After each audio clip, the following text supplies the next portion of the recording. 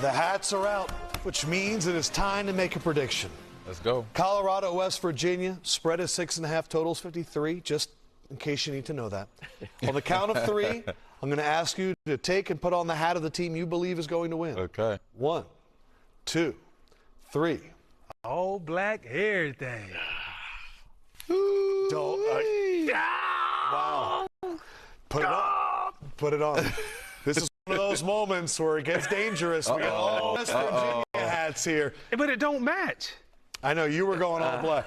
Champ, even after talking to Dion. Pride would kill me if I didn't keep it real. So He must have told you something you ain't telling us. Look, I got to keep it real. All right, man. what's your score, Champ? I got 41-20, West Virginia. Vic? I got 35-27 West V. Oh, that's a close game. Takeo? 27-24 under. Okay. West Virginia. I'm going to go 37-17 West Virginia. So it is a clean sweep. Clean sweep West V. Dion, prove us wrong. The festivities have already begun in West Virginia. Let's listen in on the other side. J.B. Long, Mike Golick Jr., and Jared Greenberg.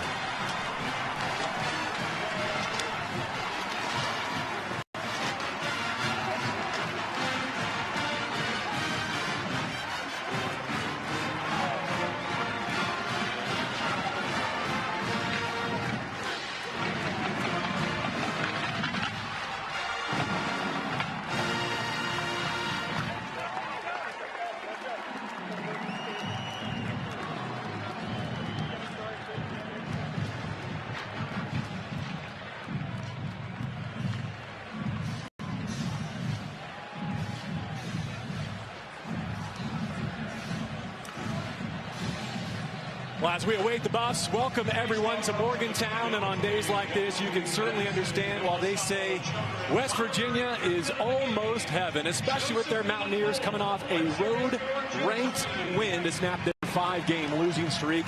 And now Colorado, after back-to-back defeats, is looking to do more of the same as we take you to this freshman quarterback showdown.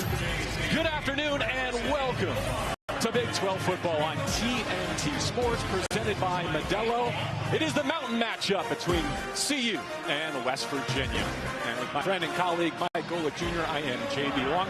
Hope you're having a great weekend. Thank you for spending part of it with us. And about a month ago, we were with these Mountaineers when they turned the keys. Freshman quarterback in Scotty Fox did not go great in his debut, but it's been remarkable to see the turnaround. They planted the seeds, and now they're getting to watch some of the bloom. You go back to last week, the buildup towards what he put on tape in the upset win against Houston.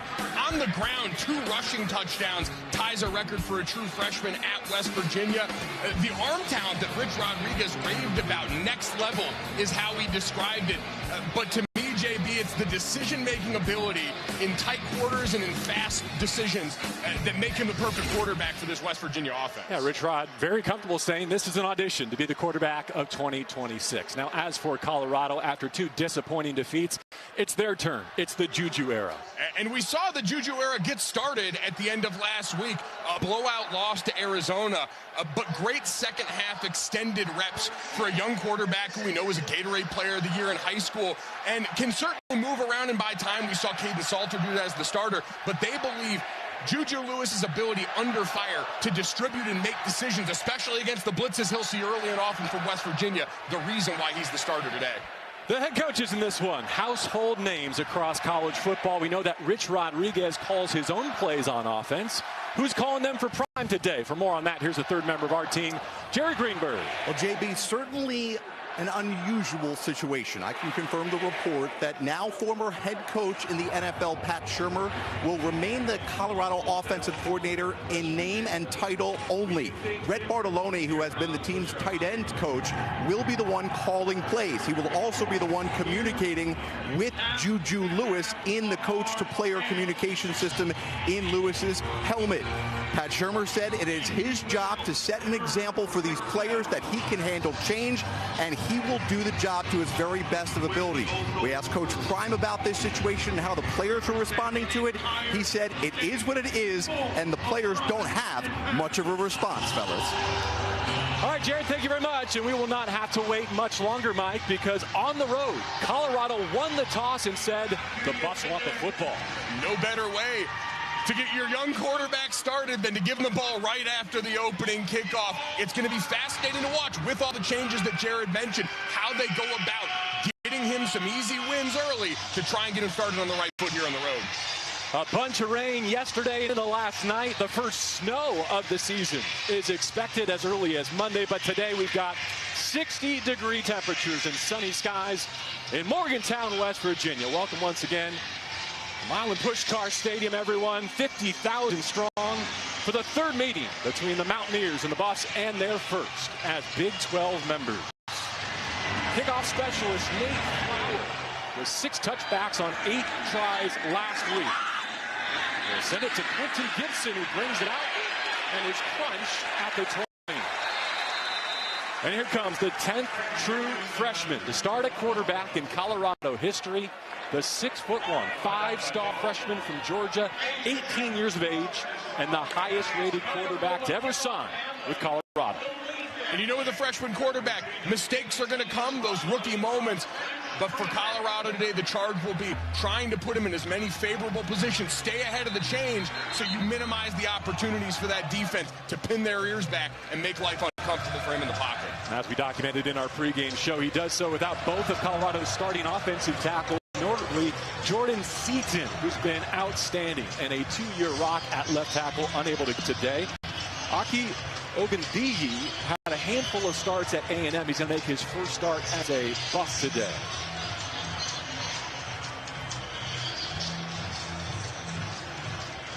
There's a question about Fred Perry's knee brace. That's causing the delay before the first snap. So the star of this West Virginia defense, in fact, the Big 12 Defensive Player of the Week, has to come off the field before Julian Lewis's first snap as a starter. Traylon Miller, his tailback. They move his launch point on first down, and he flips it out. Something we expect to see a lot today without those offensive linemen. The plan was to get him out of the pocket. You mentioned it, the loss of Jordan Seaton cannot be overstated. A guy with a bright Sunday future, a former 5-star on-3 midseason All-American, and one of the best pass protectors in college football.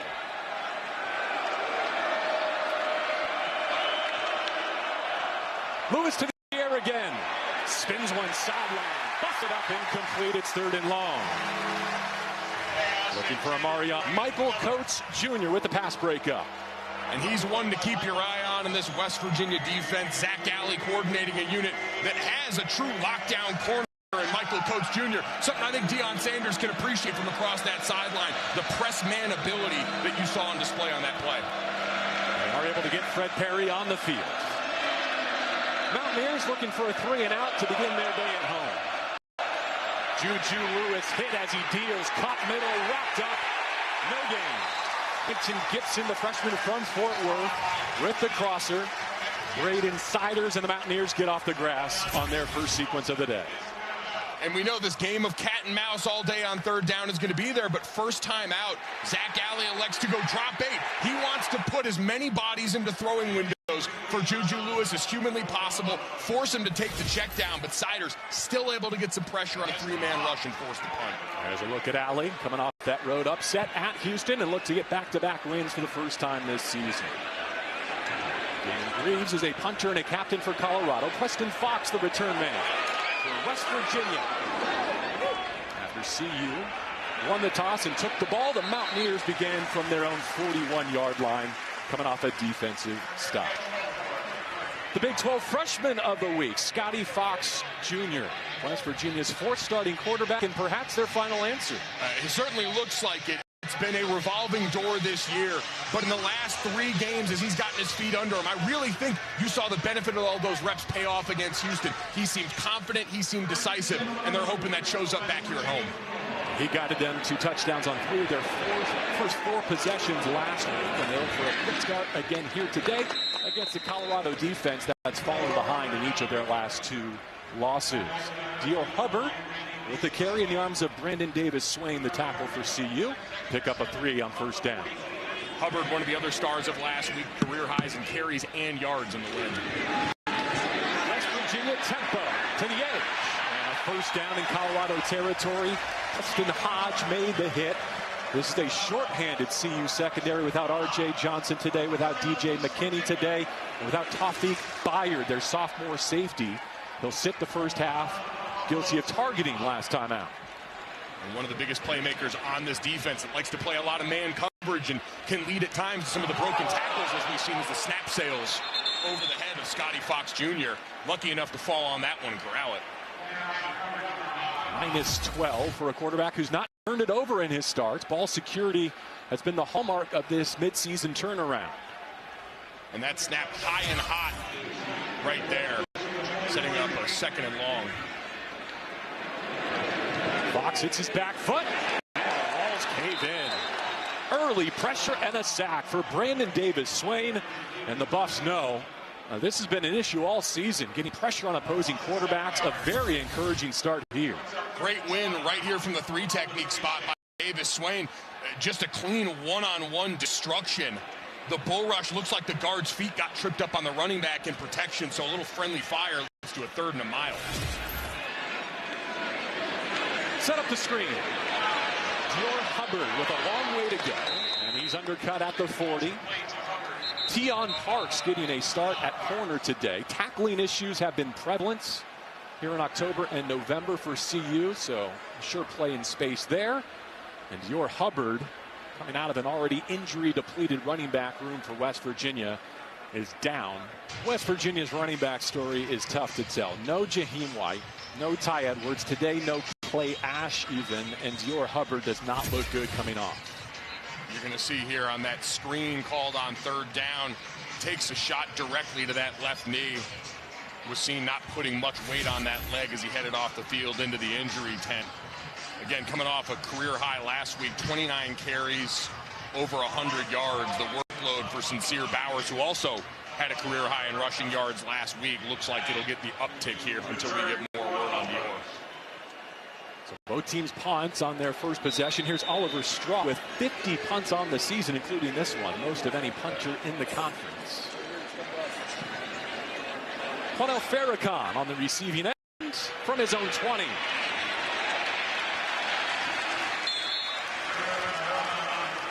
Big 12 college football on TNT Sports is presented by Modelo, the official beer of the college football playoff, and by Vanda Pharmaceuticals, innovating in pursuit of people's happiness. Right across the street, the Varsity Club, our thanks for some hospitality, taking care of our crew. Mike and I were not invited, but I heard it was a good time. Yeah, apparently that's the cool kids club that got to go over to the Varsity Club there. I love a good bar with stuff all over the walls. Feels college. Founded in 2008, owned and operated by West Virginia. Dallin Hayden is the tailback for Juju's second drive. And the Mountaineers converge right at the line of scrimmage, led by Ben Bogle, the junior linebacker, and West Virginia's highest graded run stuffer. Great read and trigger off the backside here. Sees the zone read. They've got it covered down by Devin Grant, the defensive end. It allows the linebackers to play fast and downhill, take away that threat of the run. Second down to the full sticks. Lewis's only completion came on 3rd down and long in his first series. At the mesh point, he pulls and he hits. He's got a first down completion to Miller at the 39. Marion Miller last week against Arizona had 5 catches, 91 yards, 2 touchdowns, including a 59-yarder from Lewis. You see the hard sell on play action that gets that secondary, Darian Lewis and company, down in the box, so a one-on-one matchup downfield. The kid to Hayden, nothing doing left side. A loss of a yard.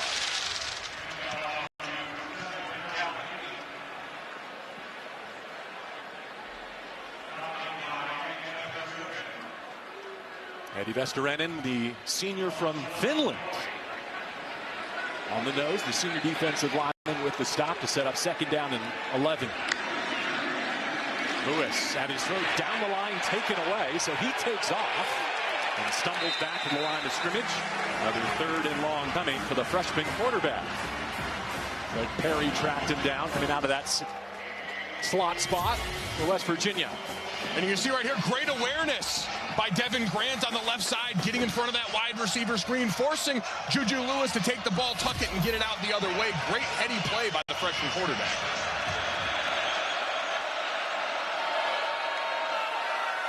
Juju needs 10. Blitz picked up. Now the protection breaks down and he's sacked. Bogle against the run, and now with the pass rush, a sack of 11 yards. So the first third down, they drop 8, they rush 3. This time they bring it all, and you're going to see the matchup over here. On the right side, both tackles backups. Andre Roy Jr. on that right side just sets a little too far back, and so the up and under available for Bogle as he gets the sack and forces the punt.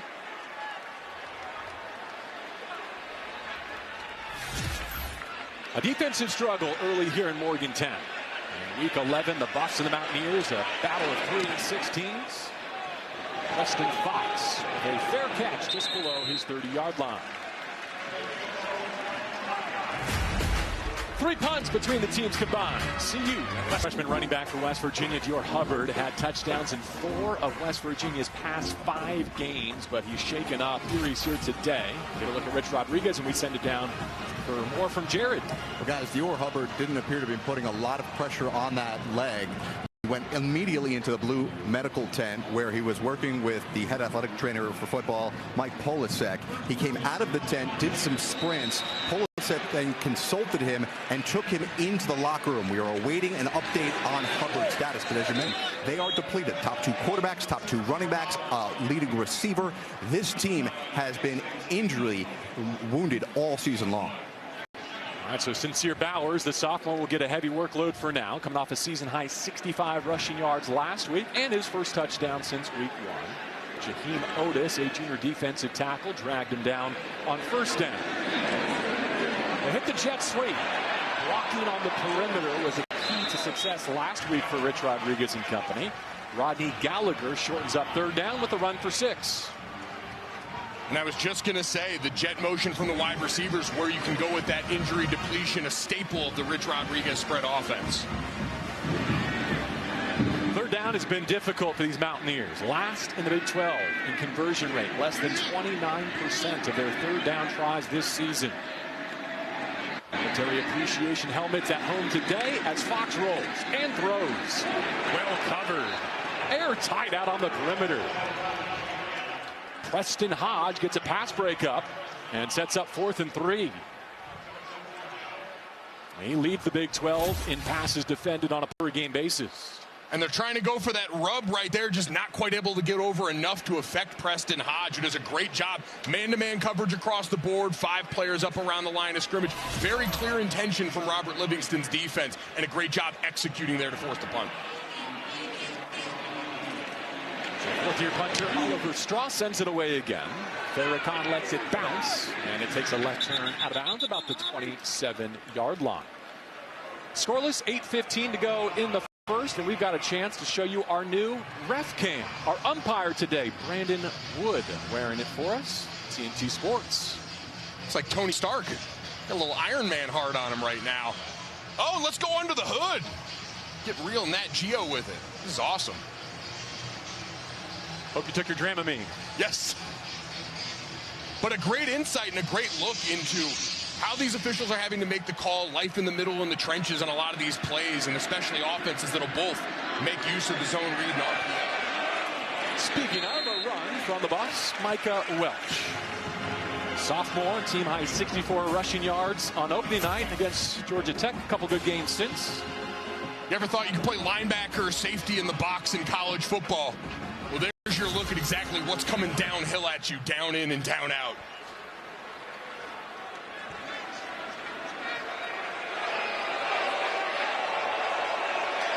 Shotgun snap to Lewis. He deals down the right sideline. And a contested ball knocked away from Sincere Brown. Once again, it'll be 3rd and long. These are the down instances that Lewis has been living in his first CU start. We talked about the ability of Coates, but Jordan Scruggs, who spells him, great job staying in phase and not getting too handsy, especially that ball underthrown. A lot of times, that's where we see that defensive pass interference that ends up getting the offense some easy free chunks. Press coverage on Brown there. As Lewis deals with 3rd down and 9. Dodging the initial pressure. Well navigated. Throws to the sticks, and he appears to be just short. Brown coming back to the ball, needed 9, got 8. So far, Lewis and the offense staying on the field for Prime.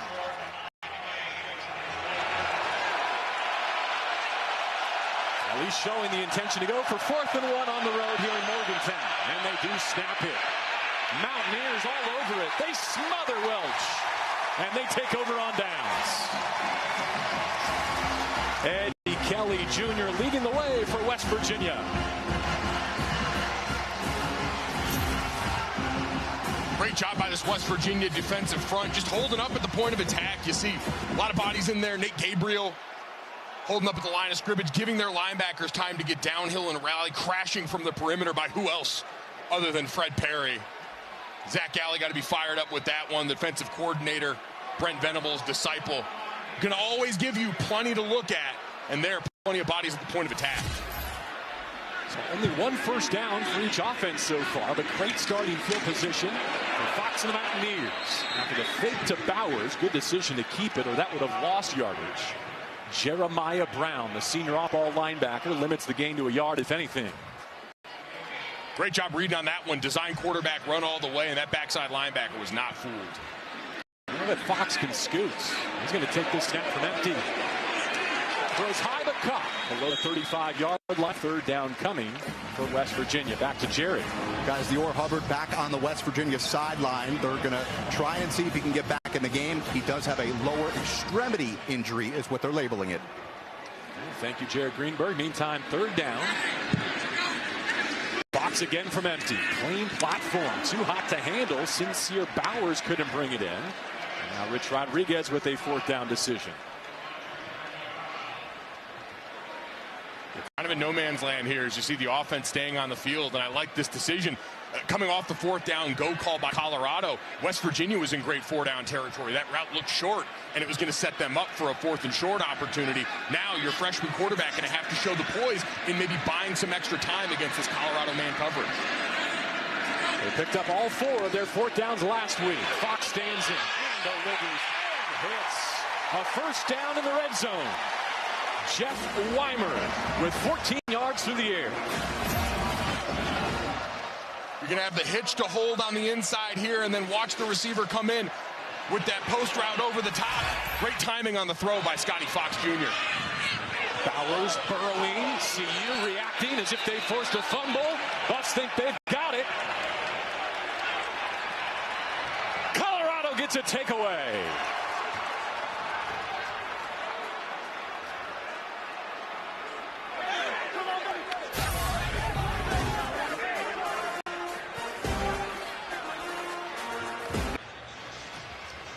West Virginia gets a 4th down stop, but then fumbles. CU takes over. Brandon Davis-Swain, a freshman already with a sack and this forced fumble. You see Keaton Wade on the bottom of the pile, forcing him to stop his feet, but then the diving effort from Brandon Davis-Swain.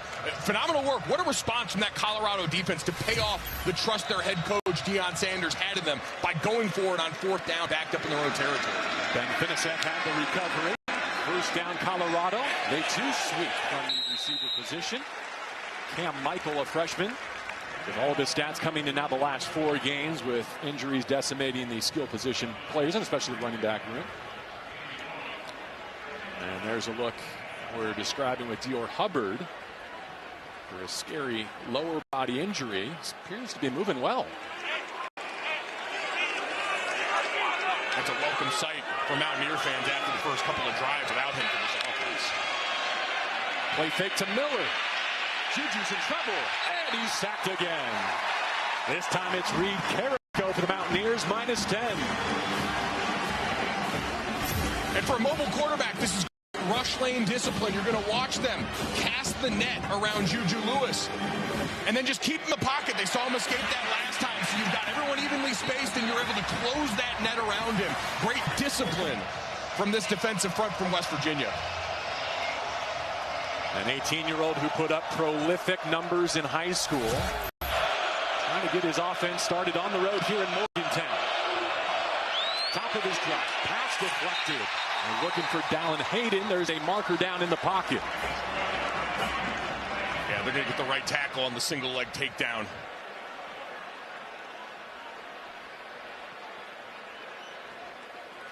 Mike McCabe, our referee. Holding. Offense, number 72. That penalty is declined. 4th down. West Virginia's defense just playing really disciplined football. Changing the picture some on the back end, you're going to see a bunch of safety rotation, but Colorado, when backed up on these multiple 3rd and longs they've had, clearly not going to let Julian Lewis put it loose right now down the field, put the ball in harm's way, especially in the shadow of their own end zone. Reeves on the G in West Virginia, ready to punt it away again. Austin Fox, the return man for the Mountaineers, standing near midfield.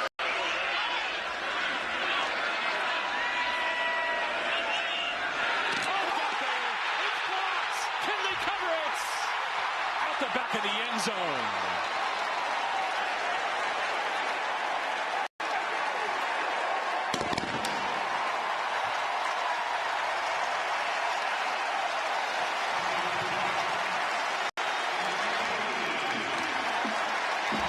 Special teams delivering the first points of week 11 for West Virginia. And you saw that all-up look at the line of scrimmage. Coming off that right edge, great technique through the block point. Hands low, taking the ball right off the foot of the punter, and not quite able to get and fall on it for the touchdown before it goes out of the back of the end zone. But a game-changing play using that field position to their advantage. Israel Boyce is a reserve safety.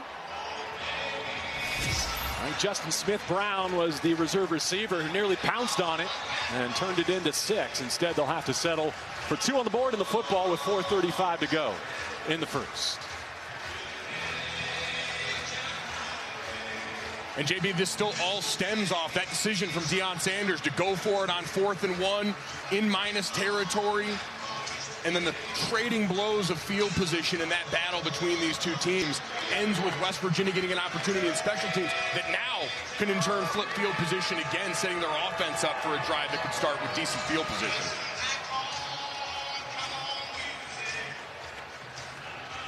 Buck Buchanan, the kickoff specialist for Colorado, with 35 touchbacks, more than double last year's total, will not be able to boom it out the back of the end zone here. Preston Fox is ready for his opportunity.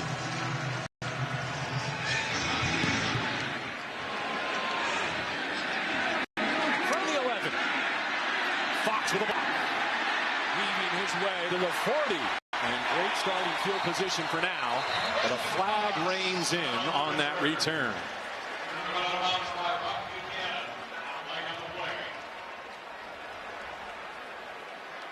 A little chirping over on the West Virginia sideline.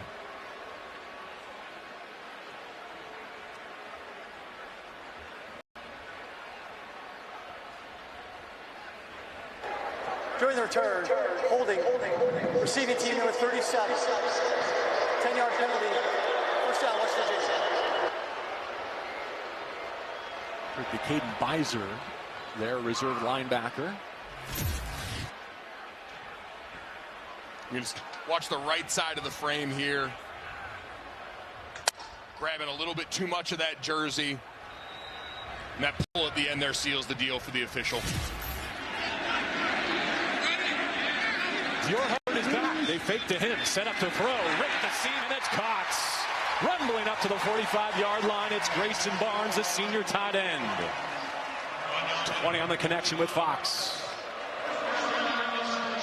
Hubbard back on the field, already making the impact, able to hold the eyes of the linebacker level and open up those seams for his quarterback. Good passing to start after a couple of run-heavy early downs for West Virginia. Three-roll tight end with a 1st down grab, and now they do give on that end around. Another forceful run, this time into Colorado territory. Jeff Weimer, the senior, and another California product, finishing his career in Morgantown. And this tempo of Rich Rodriguez, now a fully sharpened weapon for the Mountaineers. So great to see Dior Hubbard back in the fray.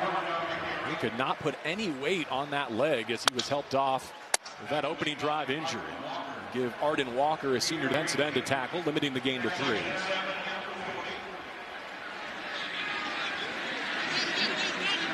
A block punt leading to a safety for the first time since 2014 for the Mountaineers. Now they go vertical. Cam Vaughn. Oh, a contested Lifted catch out of bounds.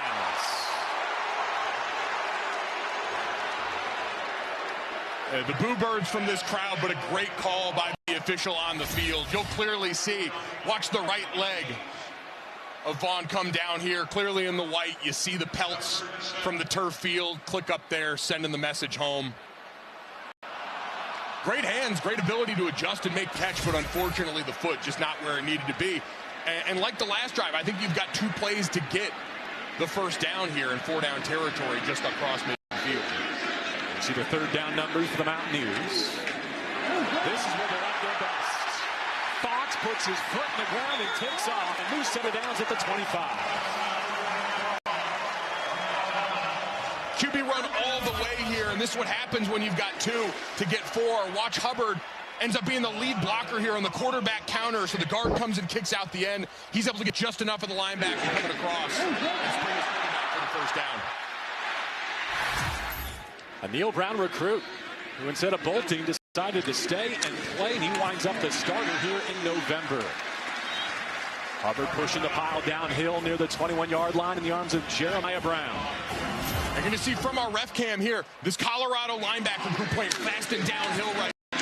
They're just outside of the red zone. There's a play action opportunity here for West Virginia with how aggressive. You see the safeties all coming up near the line of scrimmage for Colorado right now. Hubbard in the slot.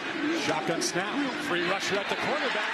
He throws behind it, complete for a first down and goal opportunity. Christian Hamilton, a sophomore receiver, with a gain of 14.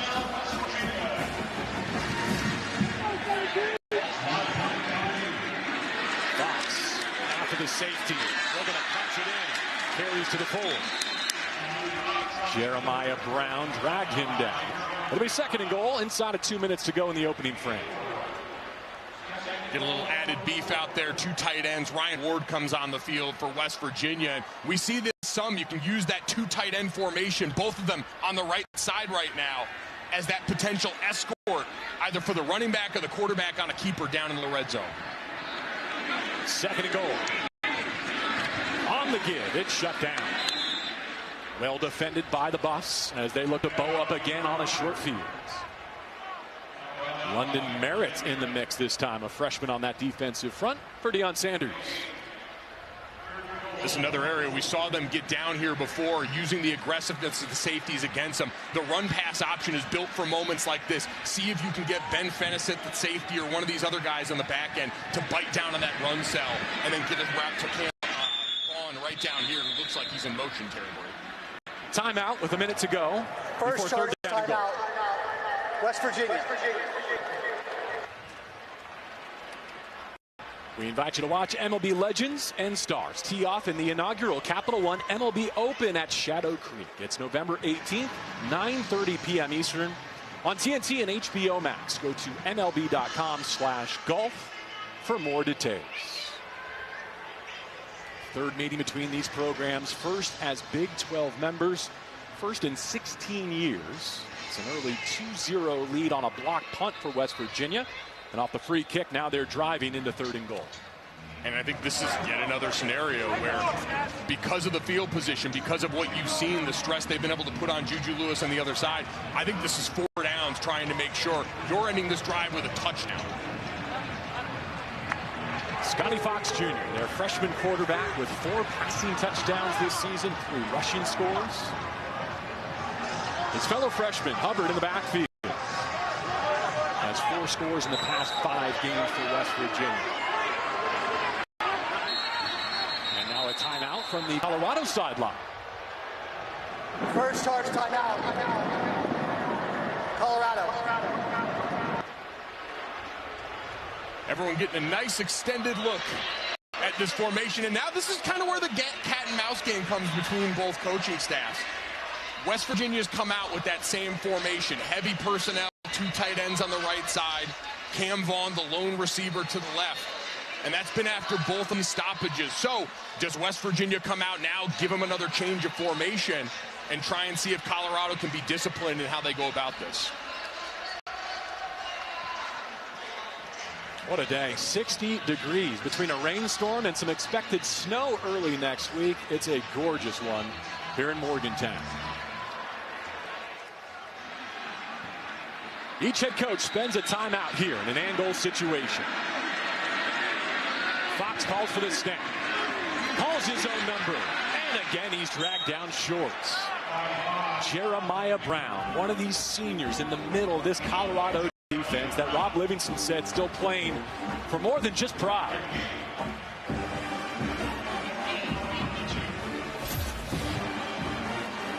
Does a great job just cutting under the block of the pulling offensive tackle.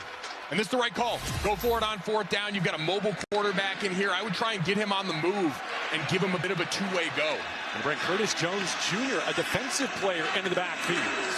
He takes the handoff, and he is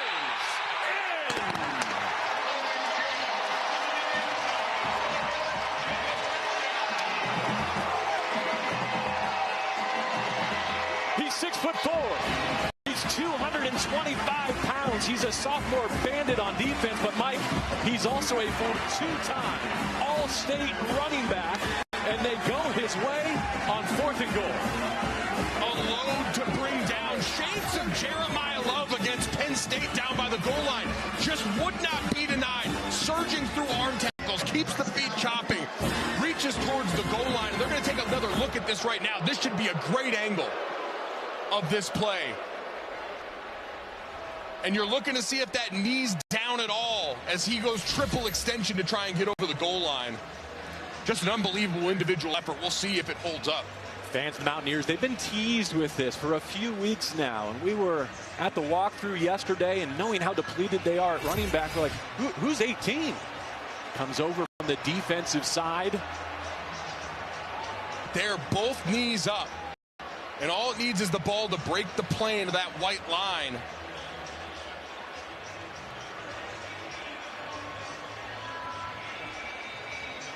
Full control. Knees look like they're up off the ground. It's going to be that other angle, but based on the couple we've pieced together here, I think this is going to be upheld. I think that's the shot right there. The ball in his front forearm, just crossing the white line before both those knees hit. And the call on the field is a touchdown. And if it stands, West Virginia is going to go block punt for a safety, and then an 11-play drive for a touchdown to back it up.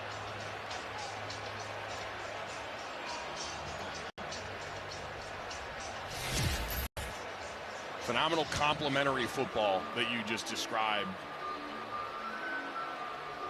We've talked about the steady build over the last couple of games. A TCU game that was close and saw a lot of offensive production. The Houston game, they get over the hump and get a win.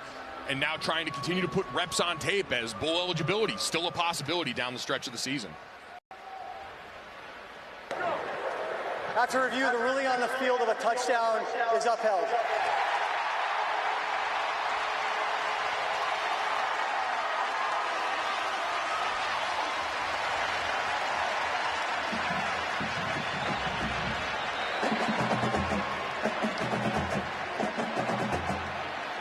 So having lost Dior Hubbard on a third down on the opening series, he's able to work his way back into this game, get them into an and goal situation. They go with Jones to finish it, and the extra point for a 9-0 lead.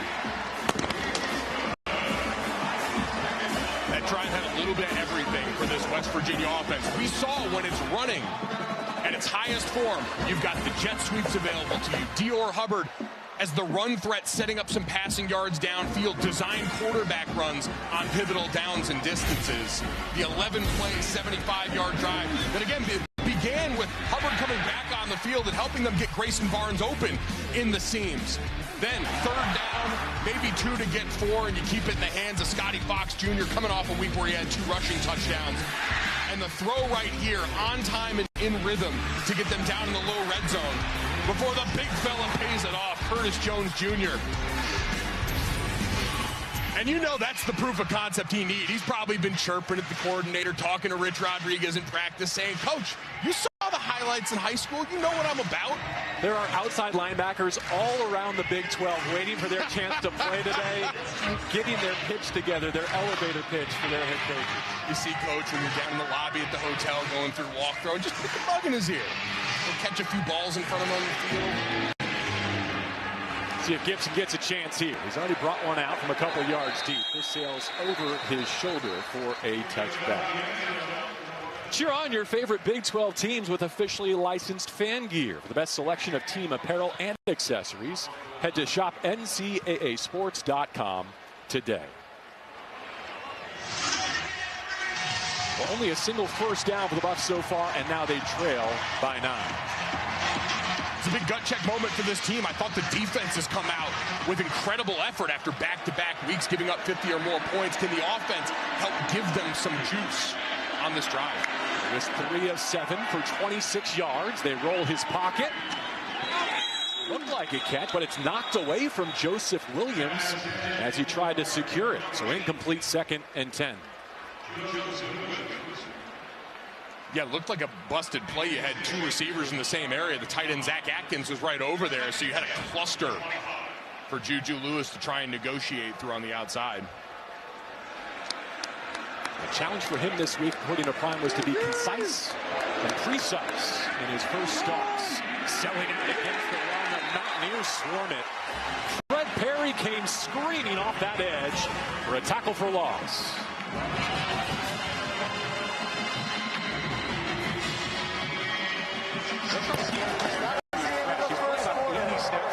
And they say that's too much. But the reigning Big 12 Defensive Player of the Week gets a tackle for loss to send us to the 2nd. You're watching Big 12 football. West Virginia 9, Colorado scoreless as we go down to Jared Greenberg with Deion Sanders. Well, Coach, what's your evaluation of Juju Lewis in his first career start? He's not nervous. First series, I think he was a little nervous. Right now, he's calm, he's cool, he's collected. We got to just do a better job. They're doing a really good job with their freshmen. We got to do a better job with ours. The West Virginia offense has given your defense a lot of looks. What can you guys do to help out Juju on the defensive side? All those looks. We've seen all those looks. There's nothing uncommon. It's nothing we hadn't seen. We just got to get the job done. All right, Coach. Good luck. Thank you. Bless. All right, thank you, Jared. And as we set up the 2nd quarter, we want to recycle kind of the story that we began our pregame show with, and also our broadcast. Also a change of responsibilities in terms of who's speaking to Juju Lewis and calling these plays this week. Yeah, we know Pat Shurmur, right now the offensive coordinator in name only. Brett Bartolone, the tight ends coach, it may have been the play caller for the last couple of weeks. Deion Sanders kind of insinuated that in the press conference. And so for Juju, you've had all these voices in your ear during preparation. You've got to hone in on Brett Bartolone's voice in your helmet, knowing you get till 15 seconds on the play clock, which is a huge advantage for a young player. Scoreless in the first, and that's been an issue for Colorado. Only 7 combined points in their last 5 games, including today in the opening quarter of play. 3rd down and 12 to begin the 2nd. Lewis drives one, a confident stroke. It's caught. Marion Miller as Juju drops it in the bucket. Looked like there could have been a flag there as well as he ran past Jason Chambers. And they're trying to put their foot down on the gas pedal. Great pickup corner blitz on the other side. The offensive line eats it up. Shades of the throw that Juju Lewis had to Amari Miller for the touchdown last week as well. Best play of the day. Now they hit the flats. Great tackle in space. John Lewis getting some burn, the senior linebacker, in on that tackle. But great breathing room, and this part of what they talked about with Juju Lewis. They feel like he can make all the throws, and he's got the poise to stand in there as you're dealing with pressure, show and go from one side to the other to deliver that strike man-to-man.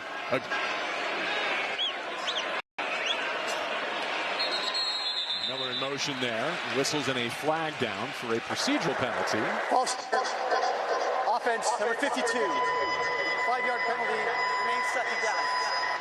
14 penalties for 110 yards in last week's loss for Colorado. But last week's loss also gave you some of the hints of what could be to come. Here was Juju Lewis late in that one. The deep ball to Amari Miller that gives him the chance to run in for the long touchdown. And that's why people talk about garbage time in college football, getting guys out there. What's the purpose of it? It's to get reps like that you've only seen in practice for Juju so far at game speed. From a 2-back set against a 3-man rush. This time well protected. There is a flag as he checks it down to Hayden. Let's see if this backs up the Buffs. Yeah, that's going to be a face mask on the right tackle. Personal foul. Hands to face. Offense number 52. 15-yard penalty. We play second down. Andre Roy Jr. In for the usual starter, Larry Johnson, one of the 2 offensive tackles, missing today. Gets a great jump on the snap. You're going to see that right hand just go directly to the grill of Braden Siders. Interesting, they pull him off the field mid-drive, Mike. Yeah, you don't see that a lot. Sometimes for defensive players who are used to rotating, but for a group that's already dealing with a bunch of different bodies up front, stressing the communication like this is a bold choice. Xavier Hill in at right tackle. They blitz it.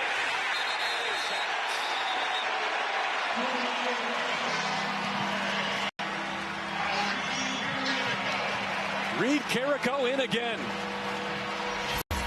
Yeah, you're going to see both tackle and guard slide out this way, and no one there for Carrico up the middle. Some confusion over the responsibilities. You see Zarian McGill trying to come back off after the nose tackle trades the other way. 3rd and a mile now. You're not kidding. Nothing in the playbook for this. Doesn't matter who's calling plays. Hayden did well to pick his way up near midfield to set up the punt. Dashing for 11 yards. You almost couldn't see the sticks. Remember, this drive was in plus territory. You had the deep pass to Amari and Miller and backed up all that way by penalties. The splash plays on the other side. That's the kind of stuff. There's been way too many 3rd and double the sticks so far today for a young quarterback that you're trying to create some winning opportunities for. Grade's first year at Colorado after a couple at Kansas. He's the bus punter. Only had one block, this one away safely.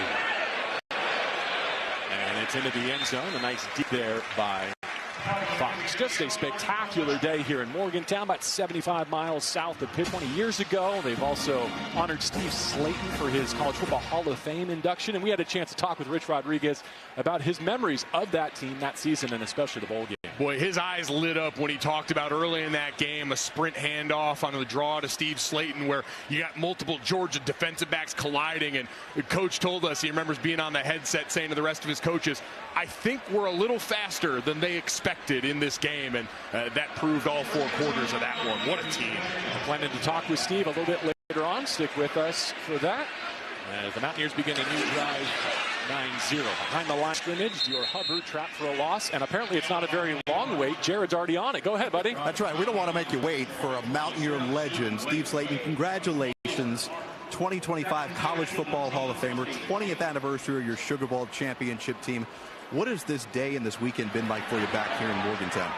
2 best days of my life right now. Having the team being remembered, myself being remembered, I couldn't ask for a better weekend. What do you think about when you go back, particularly to that 2005 team? The hard work paid off. I think that's one of those things to where when you're in it, you don't know where it's going to end, but 20 years later, you get celebrated here. 20 years later, you get to College Football Hall of Fame. It's the hard work and blood, sweat, and tears is definitely worth it. I think Mountaineer fans watching at home would love to hear you as there's a bee that just landed on you. Let's get that off of you, Steve. Legends can't have bees on them. That 2005 team, you had to go through some adversity to win that Sugar Bowl, right? It's the Sugar Bowl, it's supposed to be in New Orleans, moved because of Hurricane Katrina to Atlanta. You're a huge underdog, and Rich Rodriguez said the Dogs had no idea how fast you were that day, did they? Not at all. I think a lot of teams were very surprised. I think we were, and still could be, the best conditioned team in college. So I think that was one of those things to where we took teams to the deep waters. 4th quarter is our time to shine. All right, last thing I want to ask you, and this may be the most important thing you're asked all day. We have learned that you are now a professional personal chef. We up in the booth have a professional personal eater, and his name is Michael Golick Jr. West Virginia gets him. Do you have any suggestions? What would you feed Mike Golick Jr. on a perfect day in Morgantown like this? What would you make for him on a game day meal? I guess you got to start with pepperoni rolls. And after that, all the pasta you can eat. Sliced or stick pepperoni rolls? Both. You got to definitely have a variety. All right, Steve, appreciate that. Maybe you can cook some up for us and get us out here for the second half. I can't hear you. Get some pepperonis out here for the second half. I'll try. Steve Slayton, congratulations on going into the College Football Hall of Fame. Thanks again. Appreciate it. Guys. How about that All of the above, pepperoni buffet. A man after my own heart right there. That's a running back who's used to taking care of his big fellas up front. And the way he did just by being on the field for that team. That's at the heart of some of my best college football memories. Those early 2000s West Virginia teams. Pat White on this staff here for Rich Rodriguez. Just insane. A second charge timeout to Colorado gives us a chance to look back. And another thing that Rich Rodriguez told us is that one of the greatest weeks of practice and preparation he's ever been a part of. He didn't think they had a single missed assignment in the 5 days running up to that game. And you heard it from Steve there, right? They understood the opportunity, the hard work that went into that. When you're a part of a great team like that, when you're around a winning culture, you learn how difficult that is. We hear all the time from coaches. Winning is a skill. It's learned, and being able to bank those moments that you can call back on in the game every day in practice, part of why that's one of the better college football teams we've ever seen. We know Rich Rod's got that competitive spirit. Told us he and his wife are pretty competitive out on the pickleball court. Save the rest of that story for a little bit later, but we see some Mountaineer legends in attendance today. Here's the best run of the day over the left side for Draylen Miller. And that's what Juju Lewis and this offense need. A little bit of breathing room and some positive momentum. A gain of 14 on the turf. Talked about all the running back injuries for West Virginia, for Colorado. DeKalen Taylor, Simeon Price, both expected to have a big workload. Both been out since late September, and so they've had to work with backups in the backfield as well. They go back to it. Another good punch here. Fumble! And it's recovered by an offensive lineman on the fly. Darian McGill in the right place at the right time. They're starting center. Large excellence on display here. Great job on the back end. Darian Lewis putting his head on the football. But the big fella, soft hands, ready to go. Get your best athletes the ball, however it happened. Second and a couple. With the tight end in motion. Sifting, searching, and finding a first down.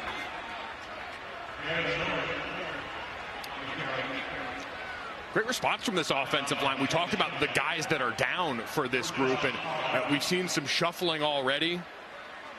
Xavier Hill, who was injured last week, now in at right tackle after we saw Andre Roy, who was originally in as the backup, pulled off after jumping off sides, getting the penalty, on the hands to the face.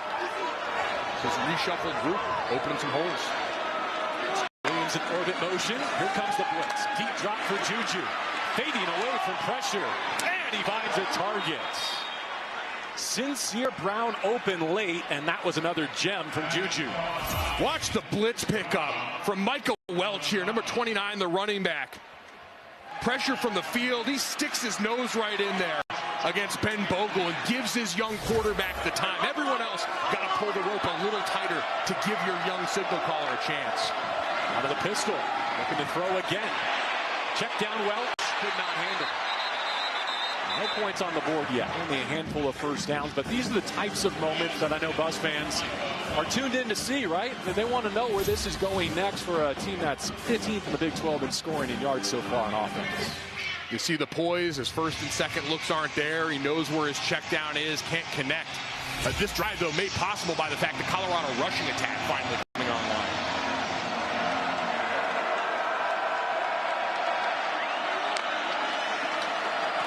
Left side runs have been the key to this march, and Darren Hayden tripped up by the shoelaces, leaving third down and long at the 9-minute mark. Lewis with another tackle from the safety level.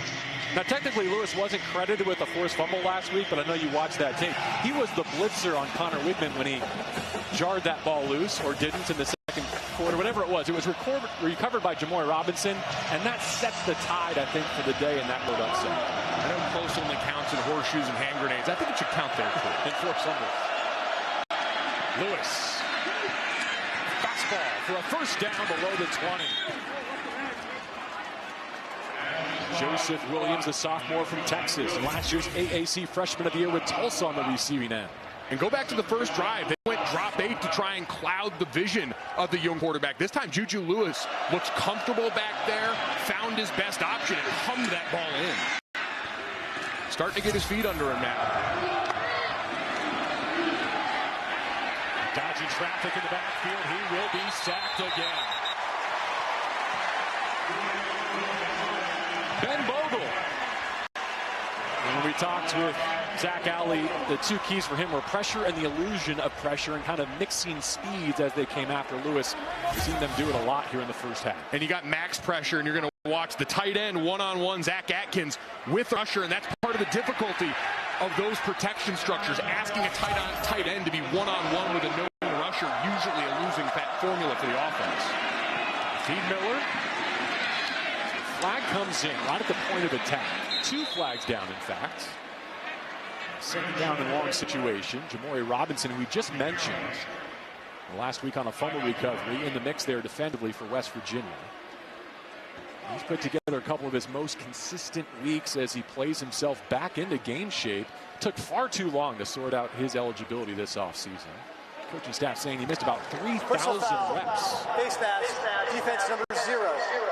Out the distance to the goal. Automatic first down. Get him for the foul here. And they give Colorado a free first down. You see him on the edge right here. And does get just enough of that face mask on the outside, those 2 fingers in.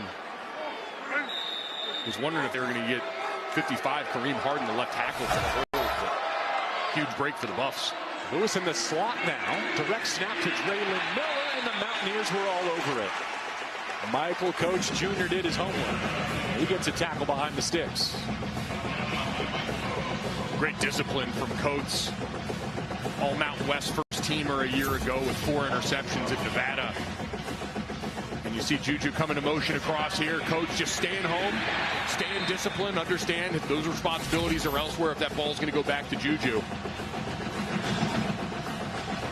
Most sustained possession of the day for Colorado. They covered 60 yards. Here's their 11th play. Lewis, end zone. Nearly intercepted, no flags down. Arion Miller was the target again. Waterproof coverage from Coates. You and I had Nevada last year against Georgia Southern, and you see him coming back over the top. Wow. Amari Miller almost with a SportsCenter top 10 worthy catch. But great job playing through the hands, Michael Coates. Man, there was a lot of contact there. On both sides, quite honestly. So from the red zone, 3rd down 14. Juju Lewis had the pocket brought to his lap. Stood in and dealt it to Zach Atkins. Last week posted season-high receiving totals. Got 10 yards here in the field goal unit coming on for Prime. And I think this is the right call. You had your most successful drive of the day by far. Pay it off with points. Get back over to the sideline. And now all of a sudden settle into this game. With only 9 on the board so far for West Virginia. And Ramada, the senior kicker, from 23 to get the Buffs on the board here in the second quarter in Morgantown.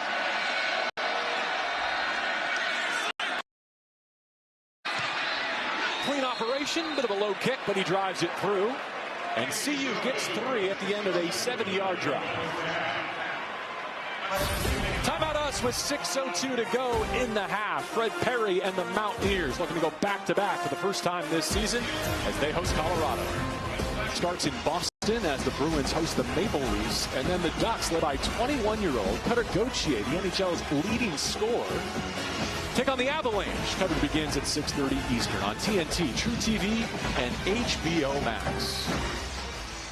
Got a 21-year-old tied with Sidney Crosby atop the league in scoring, just like we all planned in 2025. Something tells me our producer, Kevin Brown, will be part of that. Call it a hunch. Buffs on the board, and they kick it away. Weston Fox signals fair catch early. Gives it back to his offense. They've got 9 points on a block punt for a safety and a touchdown courtesy of Curtis Jones Jr., a defender who got a 4th and goal red zone opportunity. Just amazing stuff. Now the full field to work with here. And you've been on the sideline for a while. First extended drive from Colorado. The West Virginia defense has been forcing a lot of quick 3-and-outs. Can Scotty Fox Jr. and company take that momentum from the prior drive and copy-paste it back here? We were there for his first start in Orlando. Now his 4th in a row. End around, reverse, and it slams shut. Bowie got decked. Sean Myers upfield for this Colorado defense. It's a loss of 8 yards. Sean Myers walking him down like Michael Myers on that play. I see you. Great backside discipline, just stays upfield. Works through the block, sees it coming back, and lays the wood at the point of attack. Attempted splash gadget play from West Virginia gone horribly awry. On the drop back game, they get a completion above the 25-yard line. They're using Christian Hamilton, a sophomore receiver, quite a bit today. His second grab makes third down possible. Pickup of 10, and Bowie still trying to shake off that hit. Tough scene there. Certainly hope we see him back on the field soon. Hubbard in motion at the snap. Here comes the rush from Colorado. Mountaineers behind it. They hit a big one. Dior Hubbard standing on the gas pedal, and he runs out of juice at the 3.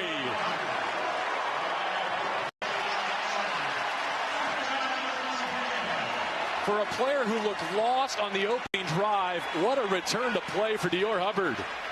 Good reminder in college football, the wheel is always open. We'll go back and show you that as the Mountaineers get up here and try to go fast in the low red zone. Hubbard with the catch. Now takes the handoff. Drilling to the 1. You're going to see Hubbard coming out of the backfield here. Motion, just wind all the way up the sideline. You got the linebacker running with. So Scotty Fox Jr. knows he's got man-to-man coverage. The linebacker's got to sort through the trash on the outside. And you're right, a phenomenal, gritty effort by Hubbard today coming back from that early injury. Fox under center. Spun around and tossed for a loss. London Merritt responding. Called his name a couple times today. The acting chops maybe not there, going up and trying to fake like he's making the check at the line of the scrimmage. The Colorado defense not fooled. Robert Livingston, the defensive coordinator, has got to be fired up seeing that response from his team. Spent a decade with the Bengals in the NFL, worked with some great safeties. And out to the shotgun for third down and goal. Fox pulls, he flips, and the Mountaineers put it in the paint. The freshman Ryan Ward with his first touchdown.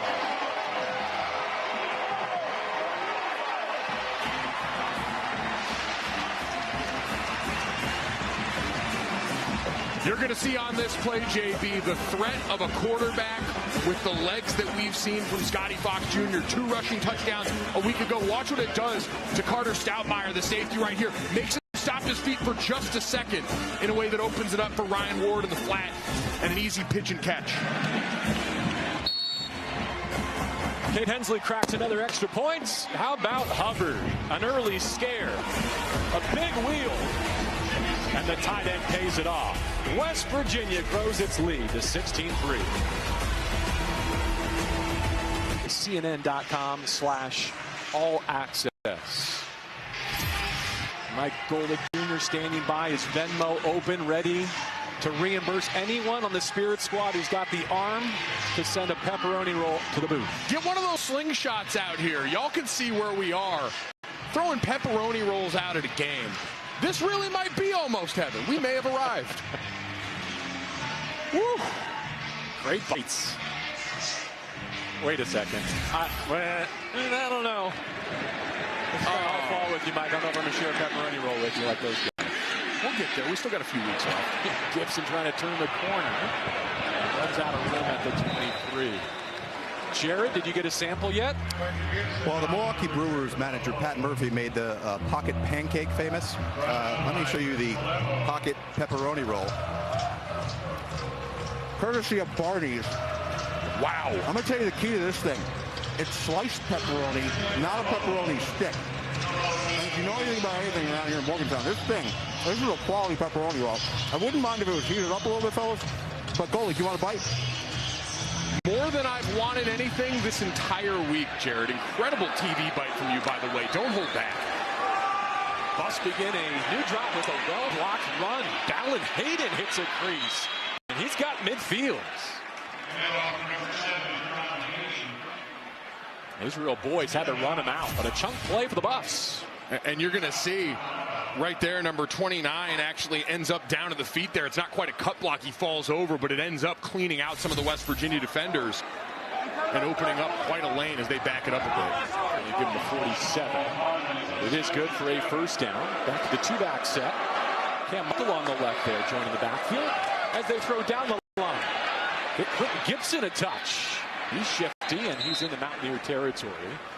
Before I forget, I have to remind Jared that dry cleaning is not a reimbursable expense. So he's right, though. The slice is important. You don't have to worry about the juices all splattering on the bite there. That's prior preparation preventing poor performance. Write that down. That's alliteration by you. Colorado with a field goal on the board. Now hunting for their first touchdown. They're on the road. Lewis slings it. Miller's been his favorite target, and you can see why. Amarion Miller on another dot from Juju Lewis. And the ref's talking it over right now. You see Michael Coates, who they've been battling all day, trying to argue that he caught this out of bounds. Good hand fighting both ways. Comes in with that left hand. And the question going to be, when does he have control on that play? And they're going to take another look.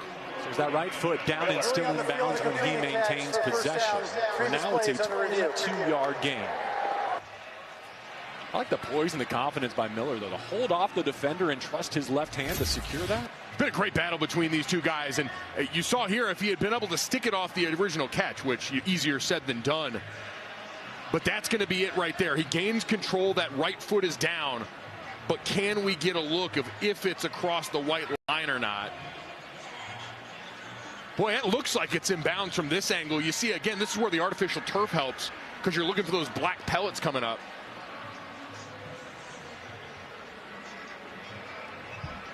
I think that's it, about as close as you can get. The white cleats helping him out here, too. And where the call on the field becomes very important, rule to catch initially.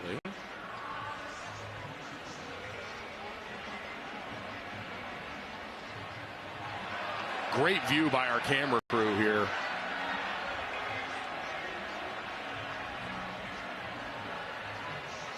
See, that angle now looks like it's out of bounds. White cleats help or hurt in this situation, Mike? I think help blur the line a little bit. Swag and function can both work together in concert. No matter which direction this goes, I mean, we've seen enough from Lewis to see the arm talent, to see why he was such a highly recruited and regarded prospect who was on his way to USC before Prime in Colorado brought him to Boulder. I think from that last angle we saw, I think they might reverse this and call it incomplete. That angle from behind showed, I thought, clearly enough that it was out of bounds. But you're absolutely right.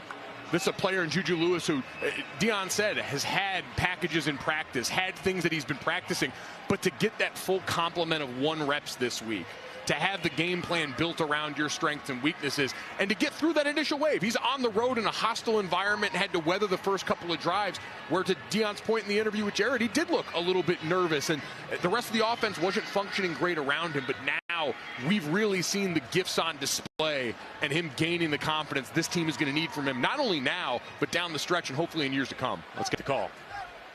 The ruling of a completed catch in bounds for a first down is upheld. First down, Colorado. So another highlight to build off of for Lewis and Miller.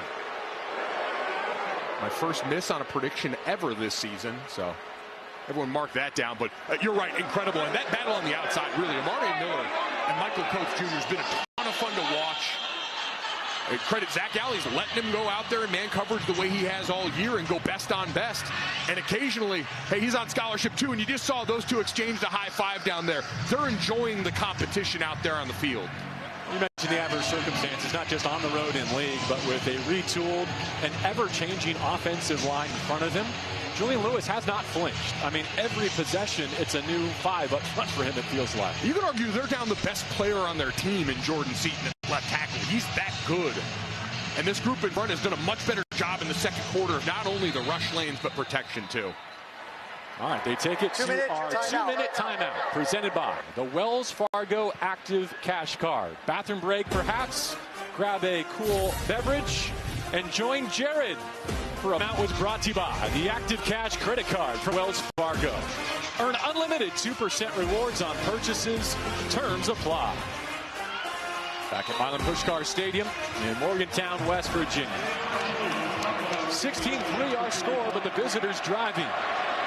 In the backfield, he takes the handoff from Lewis. Oh, some shake. Now needs a block. Spins off contact and moves the chains. The freshman from Statesboro, Georgia, with 11 on the ground. Little wiggle right there. Put his foot in the ground, riding the wave on this outside zone play to the left, and able to make more than a few miss at the point of attack. He limps off, 1:38 and rolling on the clock. Remember, Colorado won the opening coin toss, elected to take the football. So this is a high leverage possession for them, Mike, to close out the half. Draylon Miller inside the 10. Talk all the time about that middle eight, last 4 minutes of the first half, first 4 in the second half, and you're exactly right. Especially after that last West Virginia score, it is imperative that this drive ends in the end zone for Colorado. And we've seen them get Juju on the move a couple of times. You wonder if they're willing to do it going away from his strong hand here with the left side open.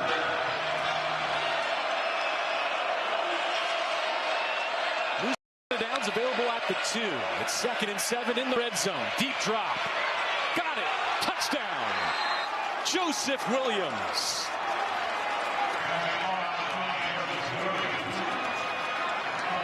Juju Lewis guides a touchdown drive deep in the opening half, and the Buffs are within a score. Juju said, you don't got to move me anywhere. I can see just fine from the pocket. You're going to watch this route come from just off screen over the middle of the field. 4-man rush, plenty of time in the pocket, sorting through the trash. And he just stays patient, waits for the wide receiver to clear, and hits Joseph Williams for the touchdown. Mata for the try. Oh, that goes begging.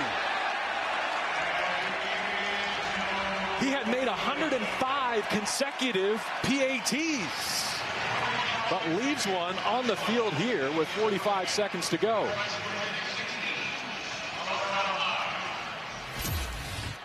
One of the captains on this team, the specialist group, and the most consistent for Deion Sanders and the Buffs this year. Laces out, everything fine there, just mishits it and gets away from him. Second special teams mishap of this opening half for Colorado. Had a punt blocked out the back of the end zone. A tough point to have that streak come to a close, but how about the streak to begin with for the senior? He spent a lot of time, whether at Jackson State or in Boulder, with Deion Sanders. As you get a look at the scoring drive, Lewis does not miss on that possession. And I think as much as anything, the protection getting better, having established the run and getting some traction, Mike. Without a doubt.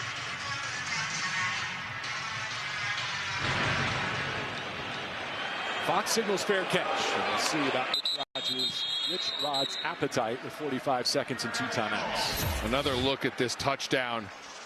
The poise in the pocket. Great base from Juju Lewis. Get a look at it from the ref cam right in the mix. This is right where this football is going to come over. So again, that route coming just behind the linebacker Ben Bogle that you're seeing right there. What a shot. I think the umpire's got a future in this. Receiving touchdown of the sophomore campaign for Joseph Williams. Second passing touchdown in as many weeks for Juju Lewis. Oh, wow, what a jump cut. Cam Vaughn disappeared. He's got the 40, and let's see if he's given his head coach reason to be a bit aggressive heading to the half here. 15 on that catch and run. Great block. I think it was Dior Hubbard out on the perimeter there. And I love that. Most people assume, hey, you're going to try and pop a run, give them a reason. In that case, they zig when most teams zag, and I don't think Colorado's defense was ready. Sprint draw. There's the block. Dior Hubbard. Out of bounds at midfield. No flags down. John Slaughter defended it, limited the gain to 10, maybe 9.5. They did not quite give him the first down. So 31 seconds, 2 timeouts. Last week, Cade Hensley hit a career-long 50-yarder with some wind at his back in Houston. Good QB run here. Across midfield, first down at the 49, maybe the 48 of Colorado. Keaton Wade with the tackle. And 2 plays ready, knew it was going to stop the clock while the chains moved. Still 2 timeouts in the pocket. Right back to it. And they spend their second. Here they do. Second charge, timeout. With a couple of tackles in the West middle. Virginia. And how do you manage these final 20 seconds if you're Rich Rodriguez? Well, you still got 1 timeout left, so ideally you'd like to save that when you're getting down closer to be able to send the kicking team out. So routes are going to be towards the sideline right now, and if you're Scotty Fox Jr., you just got to make sure you make the smart play. If it's not there and if you can't cut it loose early, don't make the game-changing play and put the ball in the other team's hands. Be willing to sail that ball out of bounds and live to fight another day. 20 seconds, plenty of time to get multiple plays off here. And if you've got something open in the middle of the field, the clock will stop. You can get up and spike it and still keep that timeout ready to go. So Hensley, the senior place kicker for the Mountaineers, after Mata, the senior for the Buffs, just missed an extra point. Scotty Fox, who led West Virginia to its first road win over a ranked foe since 2018, just last week. Now trying to stack wins together for the first time here in 2025.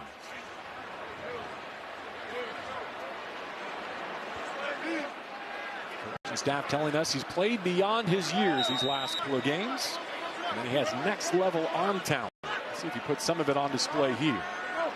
2nd down and 8.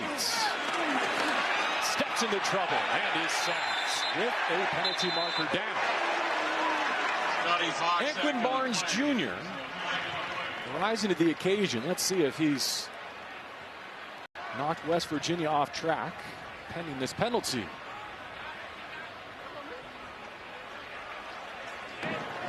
Personal foul. Face mask. Defense number 92. Instead, they're likely moving into long field goal range. First down. Boy, and I hate these penalties to defense because this is a combat penalty. You're going towards the quarterback trying to make a great play. And you see him sneaking out of the pocket here, and Anquin Barnes just reaching out there at the end as they've done a great job collapsing it. The one thing you really can't do in a drive like this, take a sack, and Scotty Fox almost committed the cardinal sin. Gets bailed out by the penalty that now has them within field goal range. Right about at that career-long spot. So with 14 seconds and 1 timeout, and they take an end zone shot, and they set Hensley up for success. Fox sets the laces. He climbs. He scampers. Made one buff miss, and he's tackled at the 23. Final seconds. Timeout West Virginia with 3 left. A run for 8, and here comes the kicking. Charge timeout. West Virginia.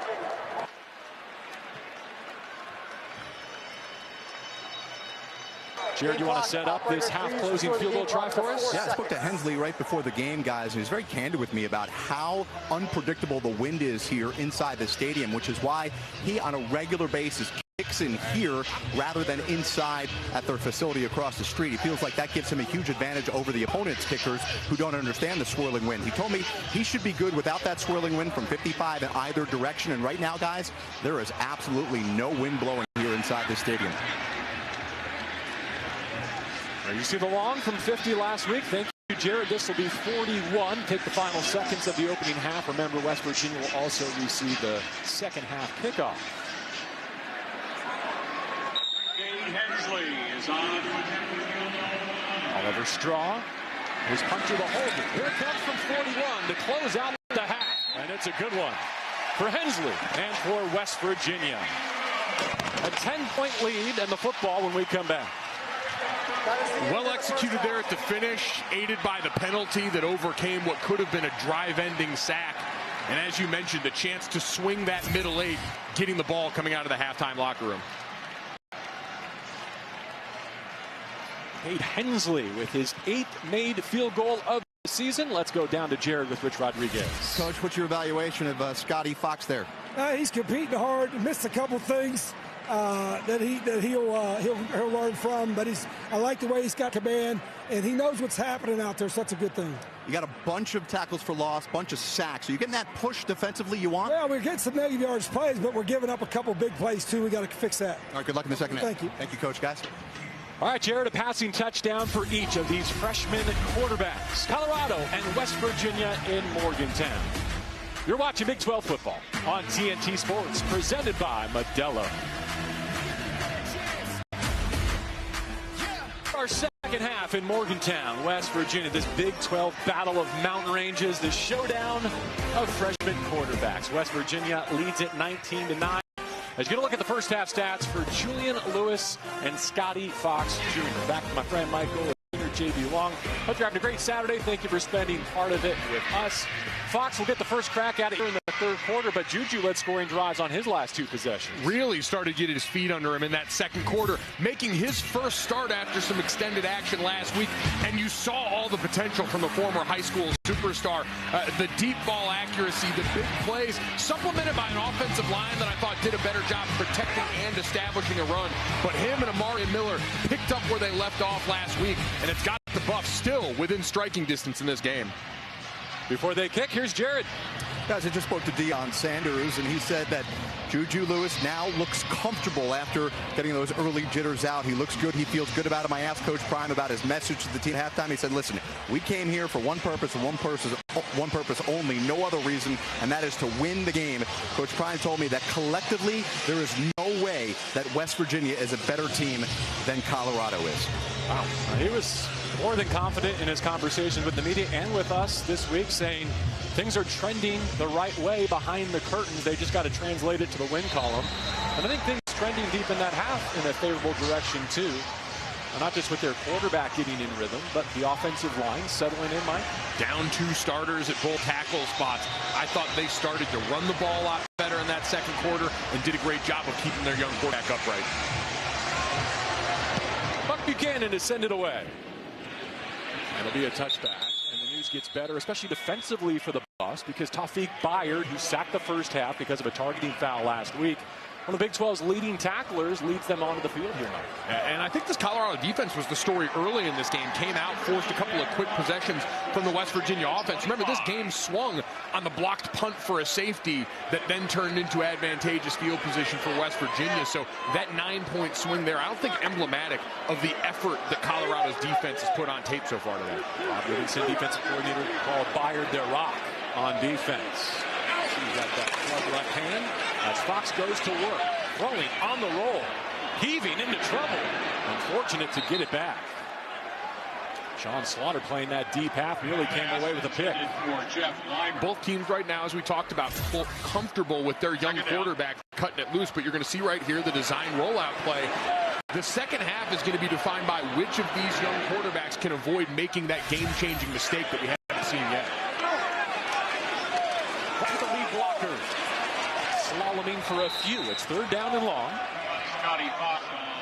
Arden Walker limits the gain to only 3. This linebacker group that I had some questions about coming into today, would they have the eye discipline? Would they over pursue against all the eye candy in the backfield for West Virginia? So far making plays. There's 3 of 8 on third down, and there's a drop to force a punt. Don't see many of those from Cam Vaughn. Certainly don't see many at all. You wonder if he had eyes on Preston Hodge coming from the middle of the field. He checks up. You wonder if Scotty Fox Jr. wanted him to keep going a little bit. And the two of them just slightly off, and a 3-and-out to start the second half for Colorado. A break of serve right after the Buffs won the coin toss, elected to take the football. They punted it away on their first possession of the game. Now the Mountaineers do the same on the first possession of the second half.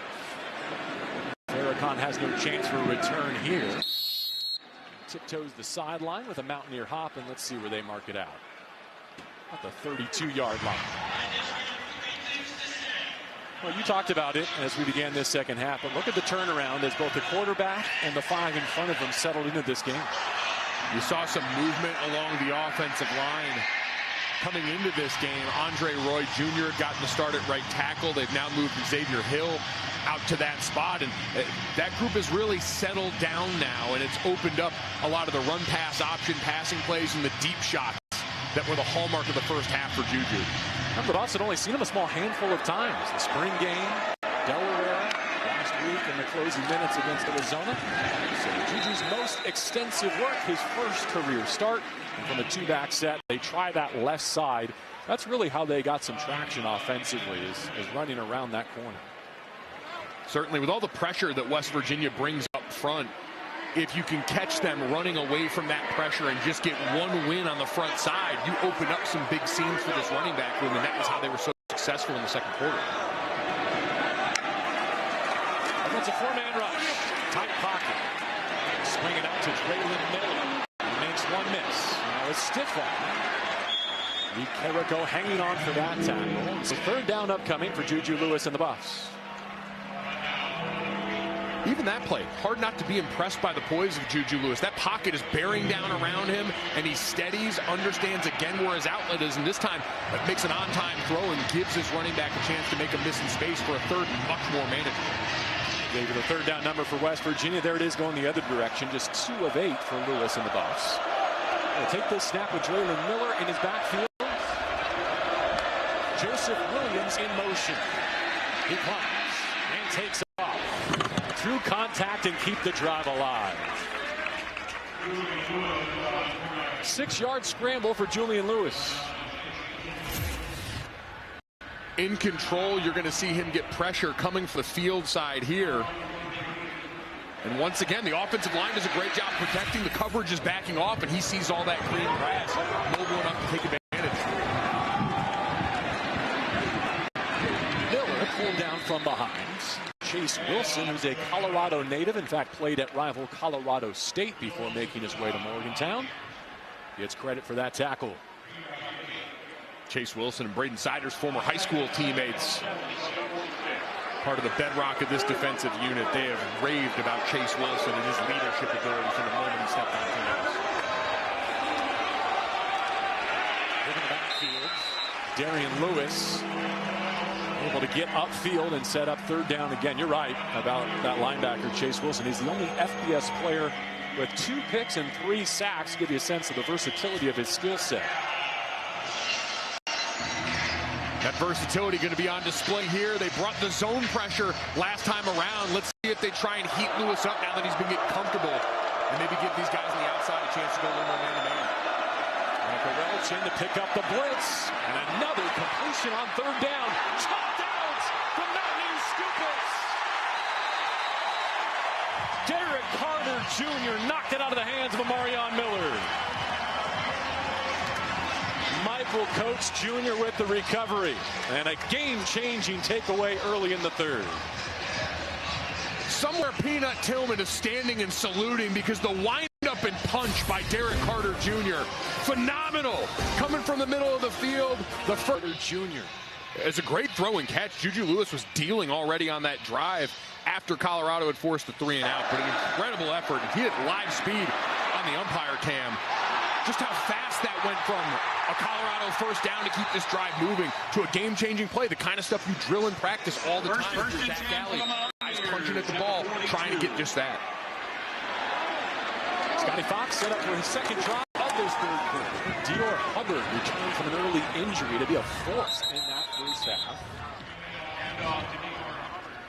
David Swain, we've been calling his name a lot, a freshman along that defensive front. Help from Martavius French.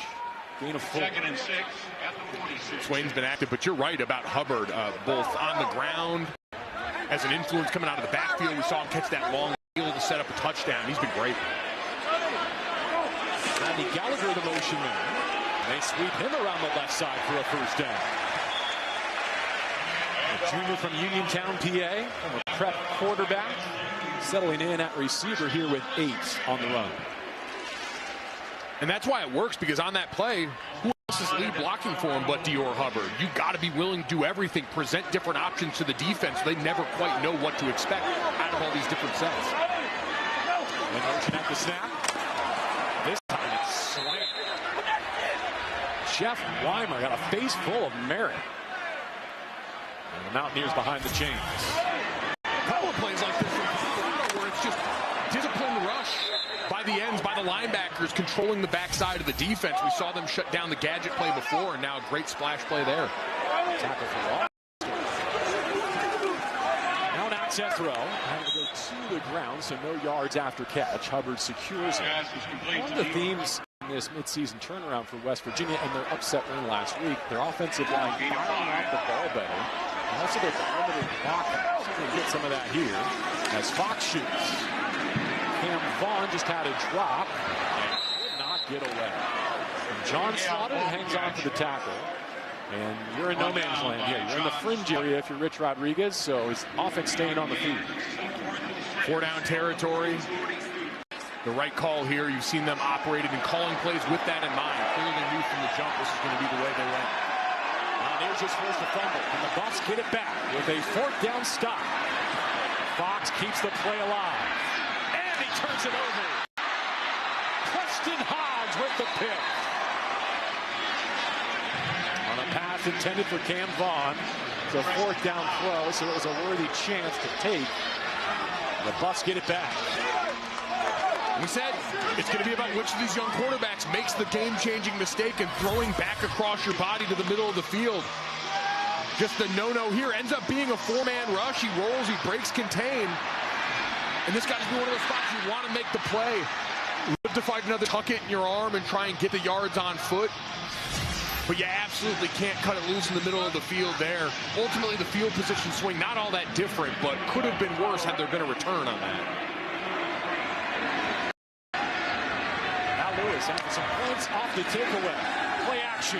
Deep drop. And he checks it down incomplete. One more thought on Preston Hodge. How do you think he feels as the Big 12 leader in pass breakups? Like, that's a nice step. It's kind of like, well, are you ever going to catch one of these? And there's his first pick. That's where broadcast crews end up making the joke about they play defense for a reason. And you're absolutely right. Getting your hands on one like that in a pivotal down and distance. Way to show. Yeah, I touch a lot of them, but now I got to take this one home. Yes. Second down and 10. Now some misdirection from Colorado. West Virginia had it covered. Quentin Gibson's got some afterburners, but not even he could find a crease. Multiple times now today we've seen Michael Coates Jr. talked about a lot more for that coverage, his battles against Amari and Miller, but hold the backside as a tackler.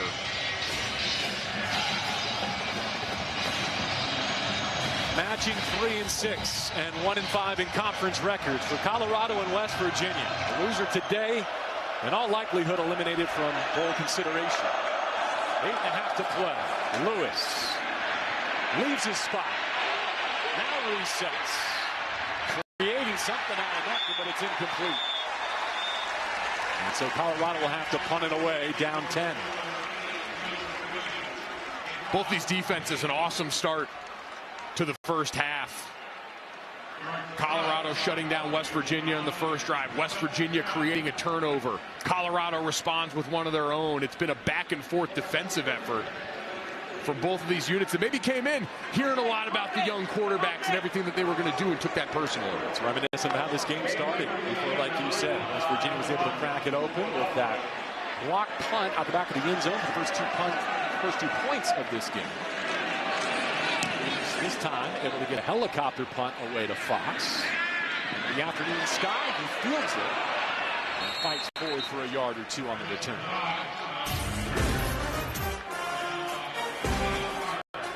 A defensive slugfest. Big 12 football on TNT Sports is presented by Allstate. You're in good hands.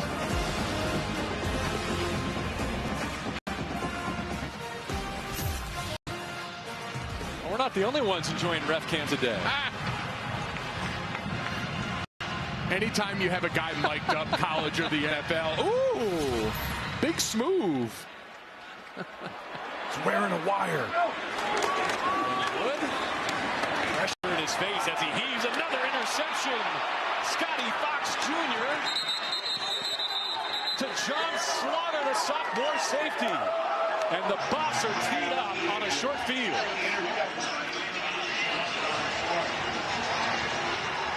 Yet again, the pressure from this defensive front for Colorado making good things happen. And Scotty Fox Jr. had no turnovers in his 3 starts, a huge part of why West Virginia was able to go and start to have some success. And you see right here, great rush by Tafik Bayard. We talked about the boost of getting him back for the second half. Had to sit the first half because of the targeting penalty from last week and taking away the clear sight line and another turnover for this West Virginia offense. Hodge and Slaughter get their first picks on back-to-back throws from Scotty Fox Jr. Now a chance to make this a one-possession game.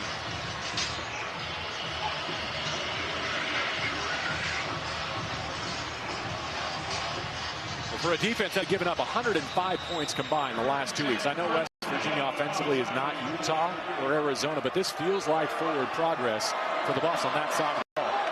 Now Juju cash it in. Instead of tackle for loss as Jamori Robinson flashes. You see right there that burst from the former American Athletic Conference Defensive Player of the Year. Both of these quarterbacks are going to need to pull one or two of these zone reads. Both defenses have no respect for the QB run. We've seen West Virginia try and offset that with the jet sweep, but both sides staying disciplined. The quarterbacks are going to have to get more involved in the design run game so that they can create some windows for the running backs. This is a long run today, 6 yards. A scramble for a first down. That was in second down 13. Pitch and sink coming after him. He throws behind it. He gave Miller a chance, and it's a Buff touchdown. Amarion Miller over Jordan Scruggs, and the Buffs are within one possession on a 23-yard dime. Amarion Miller is a bad man. This area of the field matched up with Jordan Scruggs, spelling Michael Coates Jr. had been locked up with him all day. Runs past, stacks him, great ball, and uses his body to shield and make the catch for 6. Watch Mata, just had a long extra point streak snapped. Again, it's slicing off the upright. He banked it in. And that is a massive extra point, having already missed one. Buffs only down a field goal now. Maybe after you make that many in a row, you got to make it a little more difficult for yourself, but the degree of difficulty getting higher for West Virginia as Colorado closes to within 3. But Alejandro Mata, having missed an extra point earlier, banks this one in off the right upright.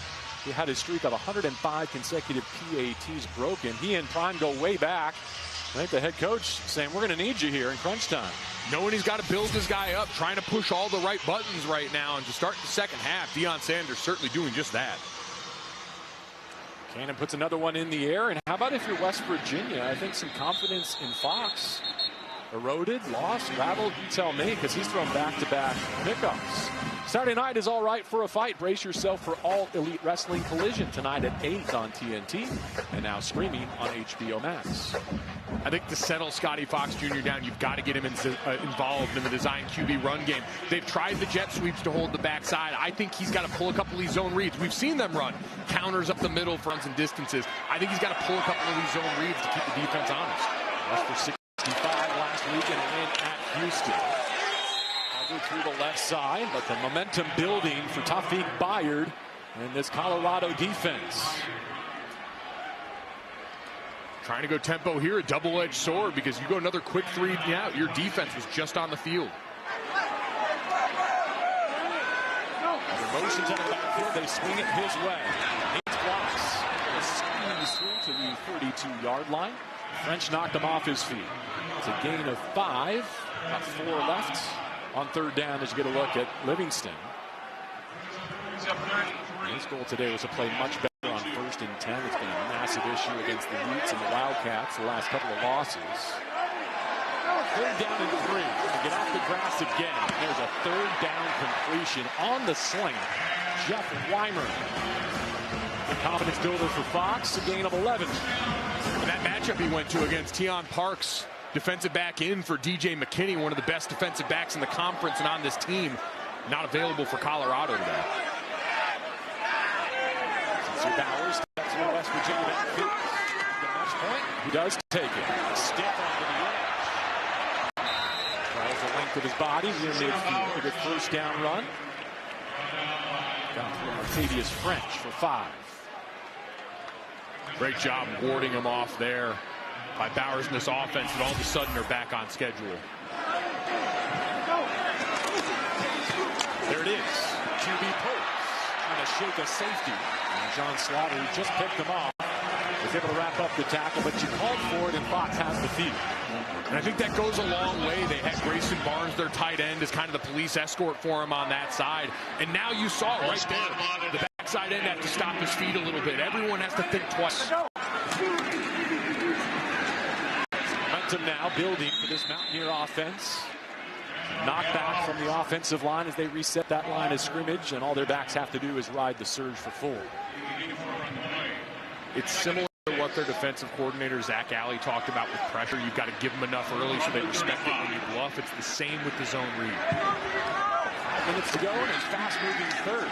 They fake the end-around toss, and it's Fox on the keeper for third down and short nest. Higgins is huge in on the tackle for this Colorado defense. Rodriguez calling his own plays as he always does. And this is where you alert the potential draw if you're Colorado's defense. 4-down territory, been one of those staples that Robert Livingston, the defensive coordinator, talked about. Almost feels unfair when you've got a guy like Scotty Fox Jr. back there. And they answer the Colorado touchdown. Blitz arrived from the second level. Tight window throw, incomplete. And some extracurriculars between Ivan Yates and Cam Vaughn.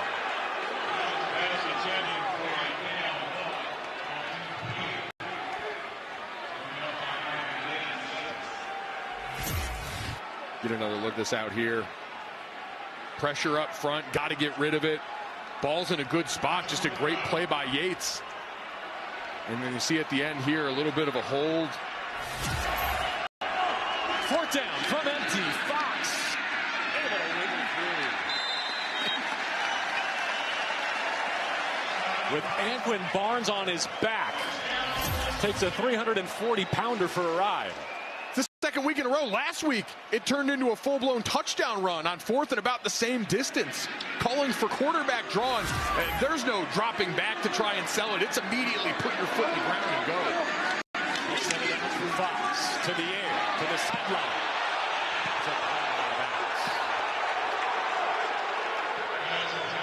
Crowd here thinking there was a little bit too much contact on that play from Tion Parks. Out here working with the club on that injured left hand, too. Can't hold with it. Just saying. Over 50,000 in attendance today in Pushkar Stadium, Morgantown, West Virginia. The Big 12 program building for their future at quarterback. About half of what he needs. So a 10-play drive so far, Mike, a good answer after the Colorado touchdown. Not yet in bankable field goal range necessarily, but they could give it a chance if they don't pick up 3rd and 5.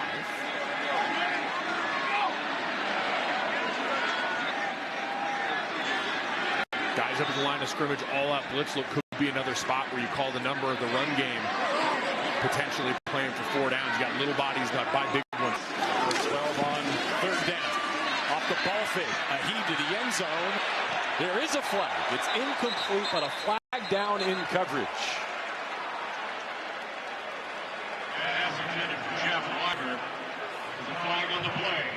Is this a free 1st down in the secondary for Rich Rodriguez and West Virginia? Holding. Defense number 3. 10-yard penalty, automatic 1st down. I jinxed him. We did highlight it earlier. Again, both of these double moves, little in and out top side. That hold must have been after that when he was out of frame, because you didn't see it originally on the double move. There was contact, but it didn't look like holding up the defender. Fox faking the toss and is toppled inside the 15-yard line. Sean Myers, a senior linebacker, rallying for that. Number 59 is right now, or number 89 for Colorado. Just stacked and shed. Ryan Ward, the tight end, trying to come across and block him. Bit of force in the run game today. We saw him make the play on the attempted reverse before. He's great. Some 40 seniors from Colorado. It's got feeling like they still have great body. The 2 targets in the area. Jacob Barrick among them look like the most likely candidate. This is difficult. This is 3rd and 9, but it almost plays like 3rd and goal from outside the 10. They can get a first down inside the 5, but on a short field, CU has the numbers advantage.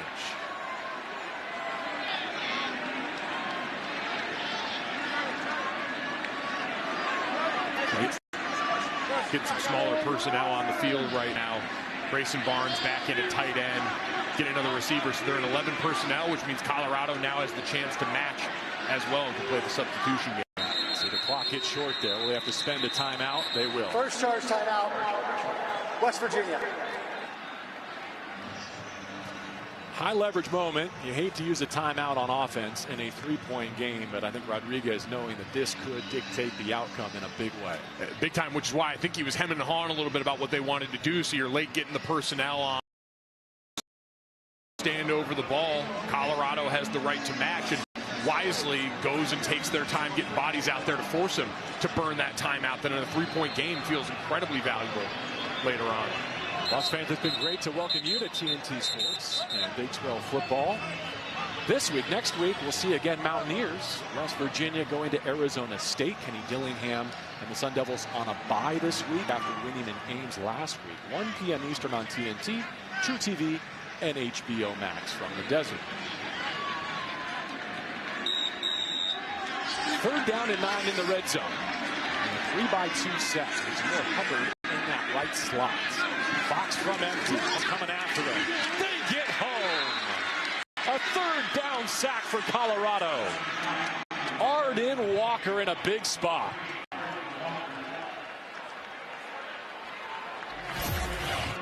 And a great job. You're going to see this guy lurking here before he drops out. Eyes up the eyes of the right tackle. And so Walker ends up getting the free rush. It's too late before he can peel back out and try and get a piece. And that's part of the difficulty when you've got so many guys up the line of scrimmage, identifying who's most dangerous in protection and making your decisions. Cade Hensley looking to double the West Virginia lead from 37. At the end of a 14-play, 56-yard drive, West Virginia, they're seeing Colorado get within a field goal, is able to put up 3. You paid it off with points. You responded after back-to-back drives that ended in turnovers for Scotty Fox Jr., who, like we said, got involved in the ground game in a way that was a little more varied. Some of it designed quarterback runs, some of it part of the read option. Took a couple of shots downfield, but they were safer, right? They were out towards the sideline where you could air that ball over. They end up drawing the pass interference penalty that helps put them down within range. And now their defense has a chance to sort of catch their breath after being handed some bad field position opportunities. They've got a for Juju to Amarion Miller, though. I mean, that looks like the winning combination so far. It does, and especially it's one thing. When you got like Coach Jr., I'm fine letting it ride good on good, but we've seen now when Jordan Scruggs goes in to spell him, you might have to think about putting a safety over the top, having an extra set of eyes on him, because that relationship right now is lucrative for Colorado. Nate Flower with the boots. Gibson from his 6. Bounces off a hip, trying to stay on his feet, and churning near the 30. Let's go down to Jared. Guys, Juju Lewis didn't just pop onto the scene. For those in the greater Atlanta area, they've known for quite some time. I spoke to his personal quarterback coach, Ron Beal, who's been working with him since he's been 7 years old. I asked him when he knew he was special. He said, at an under 10 tournament back in the day, Lewis made an unbelievable throw, looking off a safety, and threw an absolute seed for a touchdown. People, he said, underestimate the work ethic for Juju Lewis and how serious he is about the game. But Beal told me that he's very competitive and doesn't like to look foolish. He may make the game look easy, but he wants to play the game the right way, fellas. Thank you, Jared. Leaves the pocket here against a 3-man rush. Stopping that progression and lives to see 2nd down. Now, he blossomed. He grew into the Georgia Player of the Year last year. Flipped from USC to Colorado and is now the 10th true freshman to start at quarterback in this program's history. And reclassifying, I mean, could be a senior in high school right now, which I think part of the reason why Deion Sanders wanted to hold off if he possibly could. You had Caden Salter, the veteran, coming over, but now forcing his hand after what we saw late last week against Arizona, paying off for Colorado. Set second down with rushers creeping. Here comes the blitz. Lewis has time to go top shelf and hit a completion to the 30. Joseph, 9-yard touchdown. This one is good for 42 over the top. You couldn't hand the ball off to Joseph Williams better than that throw Juju Lewis dropped in the bucket. Unbelievable precision. Hayden his back. After the chunk play through the air, they rumble below the 20. There is a flag right at the point of attack on that Hayden run. Holding. Offense number 72. 10-yard penalty. Replay first down. Zion Chrysler. Take another look at this pass. Juju Lewis, again, the job he's done. Under pressure, 6 men coming up. The offensive line and running backs do a great job. And then he puts it out right over the shoulder. So the wide receiver, Joseph Williams, can use his body, shield from the defender. Really similar to what we saw from the touchdown pass to Amari Miller before. That's next level precision from your true freshman quarterback. He does have the luxury of working with some tall weapons. Miller is 6'2". Williams there 6'2". Sevier Brown at 6'5". So some height and some catch radius in this Deion Sanders receiving corps. With a timeout on the field, Mike, one of the themes that I think we can touch on here with a freshman quarterback for both of these programs is when we go around the Big 12 this year, one of the major talking points has been returning quarterbacks recruiting their targets for next season. And when you see what Prime and Juju could be building here, you could understand why there's still some juice in the portal, in the recruiting cycle in the high school ranks. We talk to so many programs where you're right, the quarterback is right in there with the head coach, your recruiting coordinators, everybody else, because if you're a skill position player coming, you want to know, hey, I play a dependent position. Who's going to be the one directing the offense, getting me the football, and how long am I going to be able to count on him? We've seen programs also go to the portal for quarterback like Colorado did, but being able to After develop, the holding incredible. in the dead ball period, unsportsmanlike conduct. Defense number 5.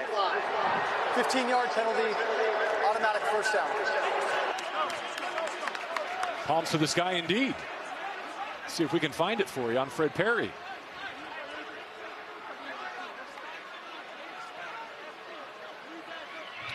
We're told it's for language, nothing visible that we can spot for you. So that more than gets the Buffs right back on track.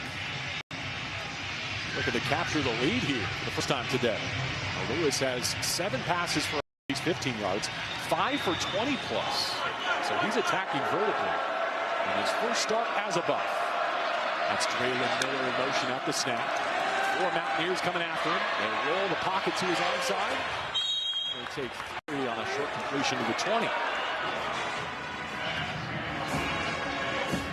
He does a great job keeping his eyes downfield on all these reps. Even when he's got to break out of the pocket, even when there's pressure, most young quarterbacks, once they see that flash of color in front of them, they're going to drop their eyes. They're going to start to run around and get their bearings. He's been very aware of where all his weapons are in the progression.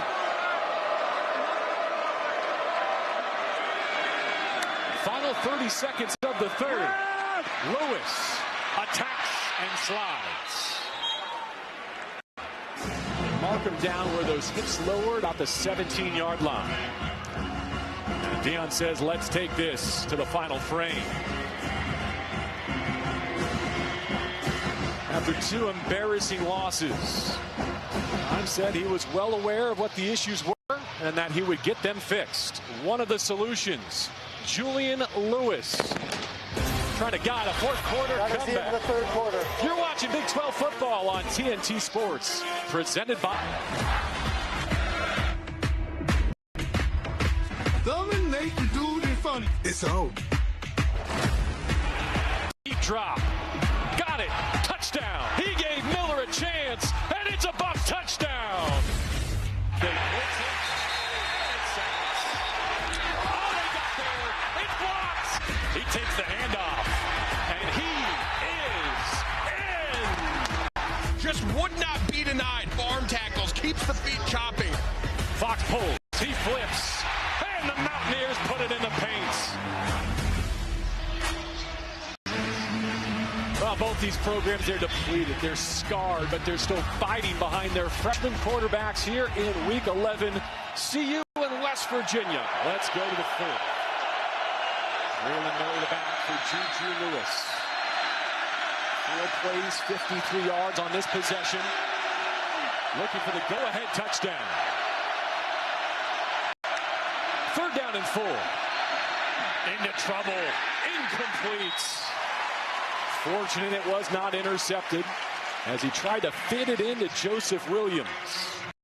Michael Coates Jr. in coverage as he has been throughout this afternoon. It's 4th down and the field goal unit is coming on for Colorado. Trying to throw that through the tight window. I don't think he anticipated Chris Filippo being there. Looked like he was coming on the blitz, thought they caught him with the snap count, and now forcing the field goal try. It'll be a 35-yard attempt for Alejandro Mata to cut the deficit in half. And his boot is a line drive right through. So now that those points are banked, do you agree with the decision to kick on 4th down? I think so right there. This is a tightly contested game. Getting 3 on the board. You've got the confidence back in your kicker. And I think from that down and distance after a play that was a brief scare. I love the ongoing conversation, coach and kicker. You don't see many bonds like that. Some coaches don't even talk to the kicker. I was going to say, a lot of times they're afraid to say anything to him. You treat it like a pitcher in the middle of a no-hitter when they're going through something like that. Kicking, it's so mental. I give them grief all the time because they're usually down in their own separate field. The physical demand isn't there, but that mental blow of having to be ready for these high-leverage moments, having the confidence of your head coach, I think goes a long way when you have adversity early in this contest. And look, Warren Sapp's not just kicking down pylons. He's talking to his kicker as well. He's right behind Prime with some words of affirmation. Love from some gold jackets will go a long way. So back to a 3-point margin here in the opening seconds of the 4th quarter. This will be a touchback so that we can give you the latest on the pregame pylon story. Mike, break it down for us. There's a lot here. So we've seen this in recent weeks for Colorado. Warren Sapp, the Hall of Famer, take a pregame stroll around the yard and go and set the tone by kicking down some pylons in each of these end zones. In West Virginia, they've done the advanced scouting. They understand this is part of the experience. So they post someone up at that 3rd and final pylon. And I'm amazed. Warren Sapp doesn't go for it. Doesn't take the cheese. Deion Sanders always goes and helps put it back together. Great defense from West Virginia. Great offense here to start this drive. Jacob Barrick with some bumper cars out near the line to gain. Let's give him 10 on a completion from Scotty Fox Jr. It is a 1st down for West Virginia.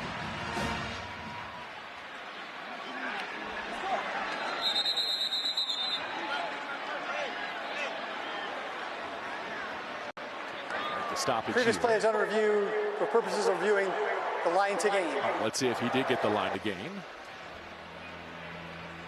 Prime and his buffs with 179 years of NFL experience, either playing, coaching, or covering the league. That's got to be the guy in the pylon having to go out there and defend Warren Sapp. You know how many people he got past in his NFL career? He's not a left tackle. The play has been reviewed. No, that's for sure. That the runner was short of the line to gain. The ball be placed at the 24-yard line, 2nd down. Good expedited review by the crew. The ball be placed at the 34-yard line.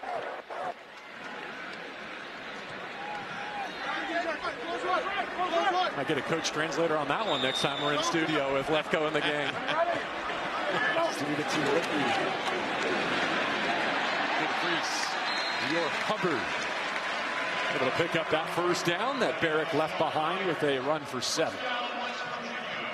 Maybe a ball don't lie follow-up play there for West Virginia. This offensive line, we talked about Colorado stepping up through adversity. This group's got to go and make their impact on the game in this 4th quarter. The next point, a stumble and a setback.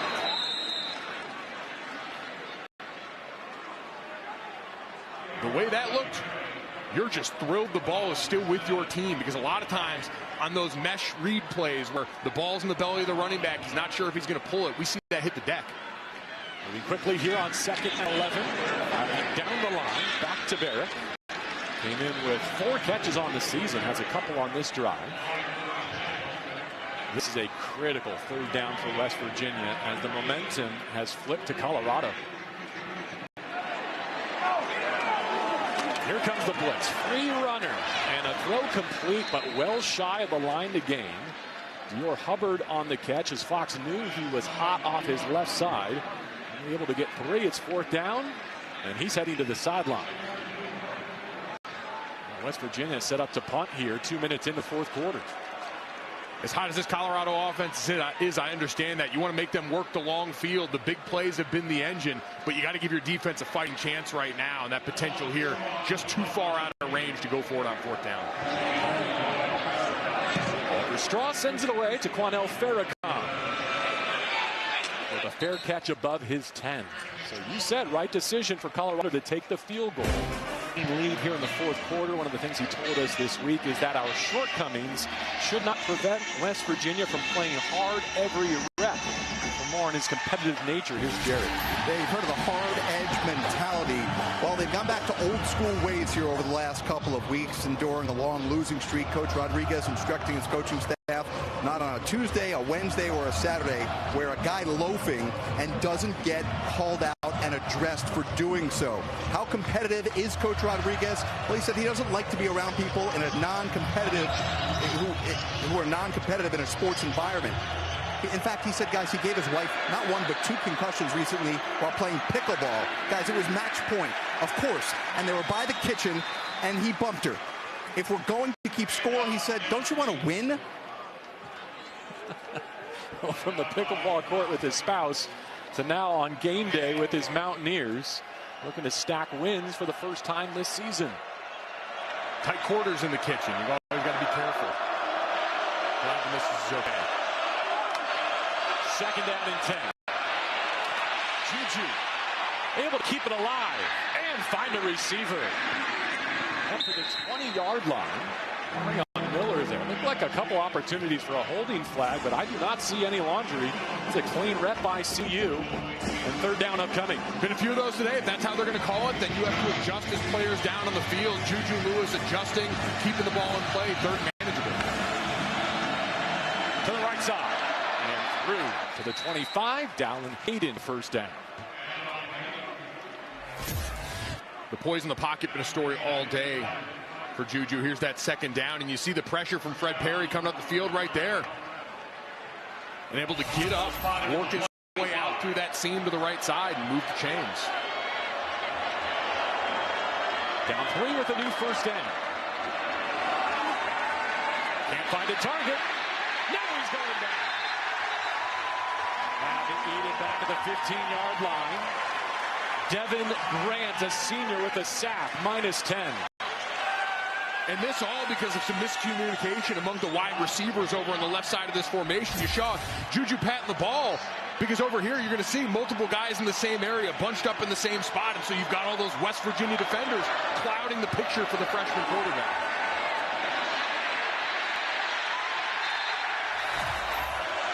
Fifth sack of Juju Lewis for the Mountaineers today. In a known passing situation on 2nd and 20. They hit the quarterback again, but this play's dead. Whistle from the opposite side of the field, and a flag down just a few yards in front of the line of scrimmage.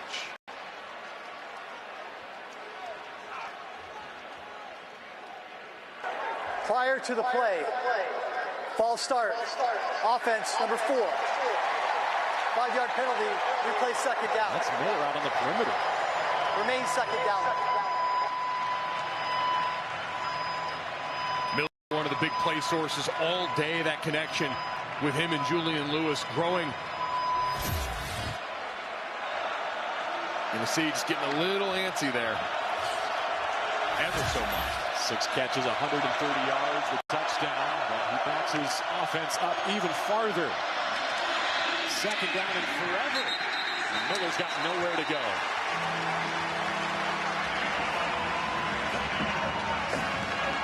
Jason Chambers that time. We've talked about the tackling from the defensive back group for West Virginia all day. Discipline, maintaining outside leverage. And now 3rd and a mile. We saw the mistakes from Scotty Fox Jr. turning the football over. It's the last thing you can afford backed up in your own end. Let's see if they even let Juju put the ball in the air, even after all the good he's done today with the change this far out of whack. It's a no-foul situation for this West Virginia defense. Lewis will get to air it out. He's one to midfield, and the Bucks win it. No, they don't. It's out of bounds. Sincere Brown won that one-on-one battle with some separation. Yeah, and I think separation that drew the flag on this play. He got a pretty tough push-off at the end of that play that I think they're going to call the flag on. And he stands 6'5", so the right target and a difficult spot for Lewis. Pass interference, offense number 9. That penalty is declined. Both the play, 4th down. Declined because in addition to it being a foul, they say he was out of bounds. Incomplete. Yep, so you take a look at the top end of the route here. Shrugging him off, but that left foot clearly out of bounds. And the more we look at it, it seemed like both of them hand fighting a lot in that route, but just a little bit too demonstrative with the pull on the jersey there. And so the punt coming up to Colorado, which is in a very similar spot to the one that was blocked for the first points of this game. He's hustling to get it away. Preston Fox. The great style here in Morgantown. He takes a fair catch on top of his 40-yard line with the Mountaineers still in front. 22-19. His opponents have a better winning percentage. Here's their upcoming slate. What's left? Presented by Modelo. Bowl eligibility still on the line. 3 opportunities, including today. Both these teams, really, as we take a look at West Virginia's upcoming schedule now, too. A much tougher road to go, knowing you've got number 8 Texas Tech looming in that final game. But either way, you can only keep it alive with a win today. A bye week built into each of their months of November. Fox back at the switch. Nice cut to his left. And he moves into Colorado territory with the ball, with the lead, and now a 1st down. And getting up with some swagger. I love to see that both of these freshmen not leaking confidence as this game gets tight late. A couple of turnovers from Scotty Fox Jr., but showing you the kind of wheels that got in the end zone not once but twice last week. Beautiful look down the field here with the Mountaineers in plus territory. Going to take this back to a 2-possession advantage. And they spill Sincere Bowers.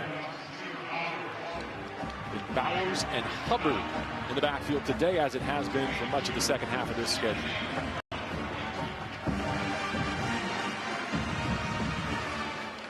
Four-minute mode here, meaning are you shortening the game here for Rich Rodriguez? No, I think you're worried about trying to get in the end zone here, and part of that's going to have to come with a big play yet again. They tried in the last drive, but were fruitless. Cam Vaughn, we haven't called his number in a while. He's outside all the way to the left of this formation, and there's man coverage across the board right now. You see them take the play clock down to single digits. They do here, and a good decision by Fox. If he had given that to Vaughn, he might have lost his cleats out on that edge. We've seen more than a few West Virginia wide receivers on those jet motion handoffs be on the wrong end of the collision. Staying on schedule, 4-down territory like it's been during this period of the field, this area of the field, for a lot of today for West Virginia. That being said, the CU defense has put a few dents in Scotty Fox Jr. Less than 100% as he takes this next rep. And he'll let his tailback do the work. D.R. Hubbard barging downhill to the 26, the 1st down through Preston Hodge. Now Hubbard's coming off. Takes a helmet to his thigh there, but you go back. Scotty Fox putting his foot in the ground and taking that shot there. Hubbard coming up a little sore after this last one, but you see the respect for the quarterback run there. Defender coming back across the formation, trying to stick with the quarterback and honor it there. Opens up a seam. Fox gives. Sincere Bowers bouncing off a hit. 9 more as the running game of West Virginia starts to lean on the Buffs, and the clock is moving quickly if you're a Colorado fan. I think if you're Robert Livingston, you got to start sending these linebackers again. Their feet are stammering in the backfield. They're not playing fast and downhill anymore, and the missed tackles are showing up because of it. Second and only 2. That'll move the chains. Bowers, the sophomore, for a new set of downs at the 14-yard line. Arden Walker wrapped him up. This West Virginia offensive line starting to show off. Big Nick Cray on the backside, number 52. Washing down the left side of that defensive line for Colorado as they get some fresh bodies on the field. Completely overhauled offensive line here in Morgantown with the change of coaching staff. Their top 9 from last year gone. Doing the dirty work in front of Fox in this rushing attack. 7th play of the drive. It's lasting more than 3 minutes. Bowers riding the surge, and he gets a nice ovation in Pushkar Stadium. Steve Slayton talked about it with Jared before. The best condition team. That's part of being a tempo team. When Brian Kelly first got to Notre Dame, we were a tempo offense, and the training camp was brutal. And then you got to game action, and everything slowed down, and all of a sudden you saw defenders, hands on their hips, starting to breathe heavy. And I think that's what you're seeing towards the end of this drive, the extra push from West Virginia up front, because this defensive group from Colorado has been challenged by that tempo in this rushing attack all day. And they take the play clock to single digits. It's hard for that snap. Sincere Bowers. Not this time. Can Colorado hold West Virginia to a field goal try, or maybe even get a red zone takeaway? Give Lewis a chance to go get a winning touchdown in crunch time. And I think because of the time left on the clock, this is 4-down territory to me. You kick a field goal, you're still only up 1 possession, and you incentivize aggression. You're up 6. Going for that touchdown is all they've got as the time winds down. I think you've got 2 downs to get to the 4 here, knowing you get a first down inside the 5-yard line. That 6-point lead known as the trickiest in college football. Jones is back. Was it enough? Flipping sides of the football, he's already punched one in.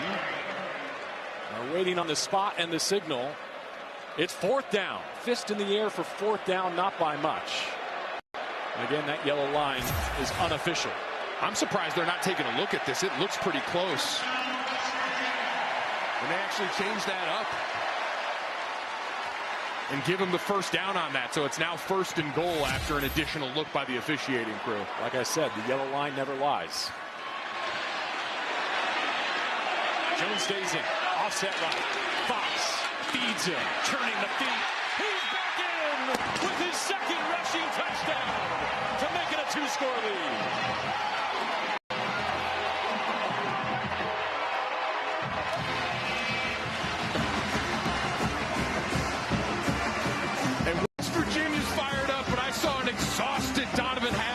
Walking over and getting ready for the extra point. A long drive and sort of pay that off with 6 the way they did. Once again, going back to your secret weapon, the bandit turned back, Curtis Jones Jr., punching it in from the doorstep.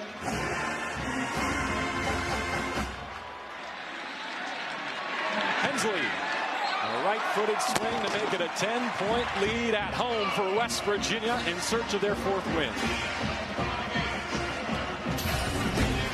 10 plays, 57 yards in 5.5 minutes. They call on Curtis Jones Jr. to cap it. Drive that featured nothing but runs. Scotty Fox Jr., your leading rusher today with 58 yards, set the tone. But Dior Hubbard inching his way down here and then finishing it off with back-to-back carries from Curtis Jones Jr. The first for the first down, the next for the touchdown, to make it a 2-possession game for the Mountaineers at home, trying to make it 2 wins in a row. 50,000 plus in attendance today. And now we're going to see if their defense can close it out. That's a touchback.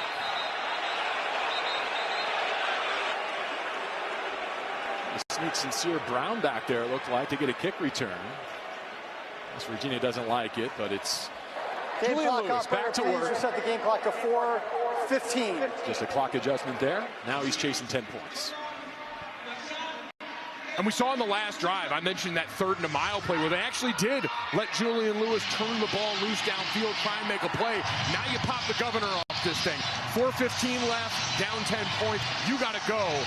But West Virginia going to be eyeing those big plays. Let's see how aggressive Zach Alley and this defense are willing to be, knowing how successful Juju in this passing attack have been pushing the ball downfield. The freshman is 17 of 29, as you saw, just shy of 250 passing. Able to find a safety valve in Atkins. That's not good for any yardage, and it's stealing precious seconds.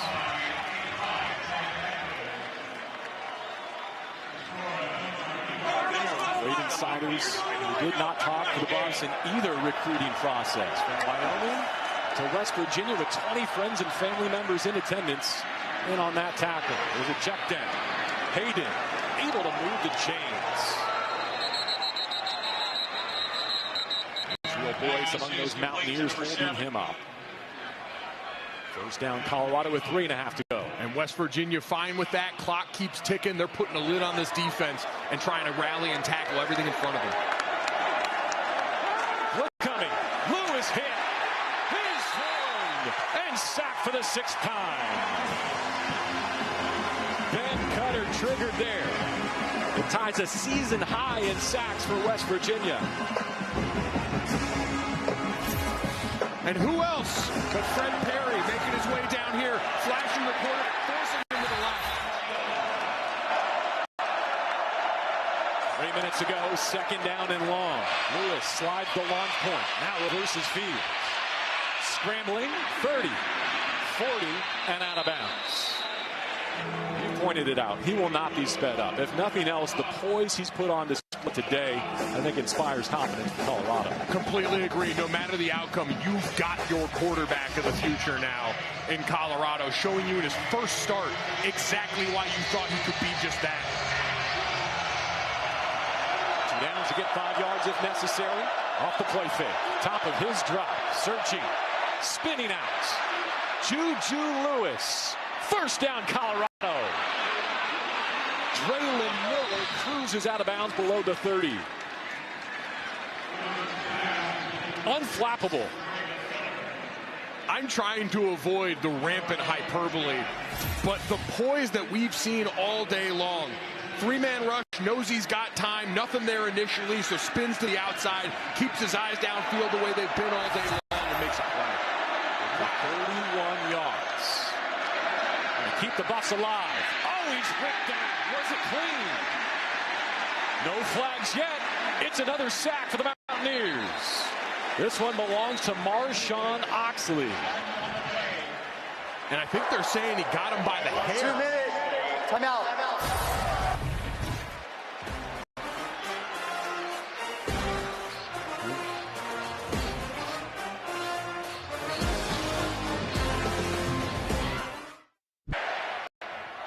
Mike, these are the remnants of West Virginia's 7th sack of Julian Lewis. You're going to see here reaching out and getting him by the locks coming out of the back of the helmet. Completely legal. I'm sure very painful. And the 7th sack of the day for Zach Alley's defense. Incredible. 2 minutes ago, 2nd down, 19. Lewis bounces. Extending plays for all 4 quarters of this contest. He finds Atkins late at the sideline. And now comes down to 4th down. Beg your pardon, 3rd down. 3rd down and 9 left. But like you were leading to, got all 4 downs here. Do or die at this point for the Buffs. Their quarterback keeping him in it. Down in and down out. Blitz from the linebacker level. Picked up initially. Oh, a pass to the perimeter. Miller's got it. And a first down. Juju Lewis playing point guard. I think he's short. I think he came up just short of that. It's going to be 4th down and 1. You see right here, again, the play from Lewis. Sneaking out to the side. Making an unbelievable play. Just a brutal spot by Draylon Miller. Got to be able to get the first down. He's looking right at it, too. Runs right over the top of it. Putting this comeback in jeopardy. It is Miller next to Lewis. 4th down. Got to have it. And some redemption there. He and the Buffs can exhale.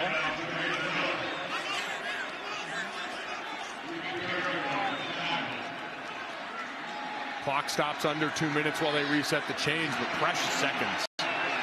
Seaton, the star left tackle there. The ball is dead or... Let's see. Fumble announced in stadium. We're waiting for a spot. Prior to the play is going to be reviewed. The line to gain. Okay, so before this snap, they're reviewing the 4th down pickup for Colorado. Boy, bailed him out on that one. One of the most fortunately timed reviews of the day. The call on the field again, 1st down, so they've got to see enough to overturn that. Great look right here.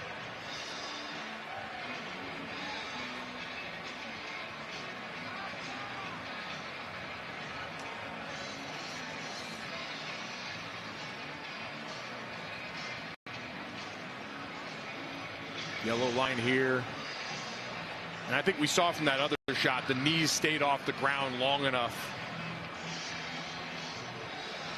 You keep your eye on underneath. It looked like that left knee maybe, but able to keep that off the ground. Butt stays off the ground as well. Well past it where he lands. So that left knee with the bandage was able to hover off the turf? From what I just saw, it looked like it absolutely stayed off the ground there. And then we saw the rest of his body landed well past the 1st down marker. So this should be a quick review and a 1st down for Colorado in the red zone. And so, Mike, they're down 10, so 2 possessions. How critical to score to get this touchdown while preserving all 3 of your timeouts for defense? Massive. Here's another great look from our camera crew. And keep an eye on that left knee. And you described, hovers above the ground. Same with the right knee. Should be a 1st down. And this is Amari Miller territory. Yes. That quick strike and that connection between these two, especially in the red zone. He's still getting one-on-one matchups like we showed in the last play. So from here, from the red zone, the top of the red zone. After review, the ruling on the field of the runner making the line to gain is upheld. 1st down, Colorado. What I heard you say there is you're ready to start attacking the end zone. Game clock operator, please restore the game clock to 1:43. You still need to field goal? Yes, I think so. And I think here you've still got enough room, right? You get down closer. We talk all the time. Those windows start to tighten. You've still got enough runway for your wide receiver to win a one-on-one matchup, stack, and get in position for that ball to come over the top. Let's see. Lewis is looking for the end zone here. And bailed out of a botched exchange on that shotgun snap. It's a new look at 1st down with Draylon Miller. Good for 1st down yardage on that carry, sitting in his sidecar right. Play fake. Throw to the end zone. It's a jump ball. It's out of bounds. Once again, Sincere Brown with the height to get it done, just can't get his feet in. Jason Chambers in coverage. Physical matchups on the outside all day long between these wideouts. Chambers doing a great job. He's backing off, zone turn towards the quarterback. Juju standing in the pocket, taking the hit from Jamorn Robinson. Fortunate on the follow-through, hand didn't hit the helmet either. We see that penalty called a lot. This is passed for over 300 yards and 2 touchdowns. Needs another here. Miller. Not much. Not much accomplished there. They'll reset for 3rd down. -3 on that throw to the sideline. And we've seen on this drive down in the red zone, they've made sure to have safety help over the top. KK Tarnu has been the safety on the field side toward Amari and Miller, even in that one-on-one matchup with Michael Coates Jr.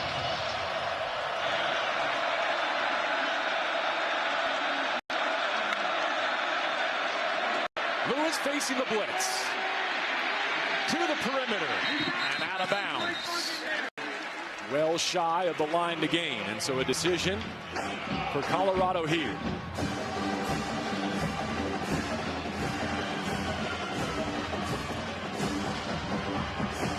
This looks like offense all the way going. Yeah, a little surprised by this, considering how far you have to go. It'd be one thing if it's 4th and short and a great opportunity, but you're down 10. Oh no, and they have to spend a timeout too to get there. First charge that timeout. Could be costly. Colorado. That's massive. I don't know if it was indecision on the sideline over what to do, but really costly.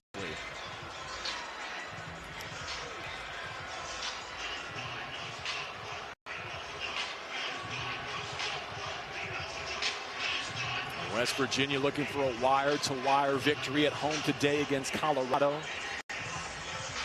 On a block punt, safety, and a touchdown. They start 9-0.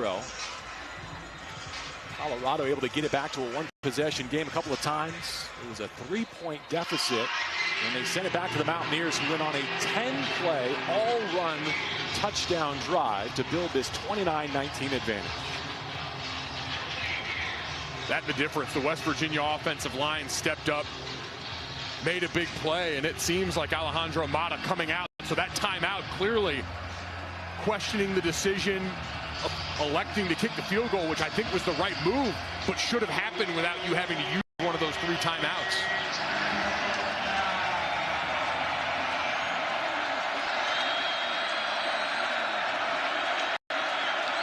With 1:21 to go, down 2 possessions, a 38-yard Mata try. And he got it. Able to swerve it inside that right upright.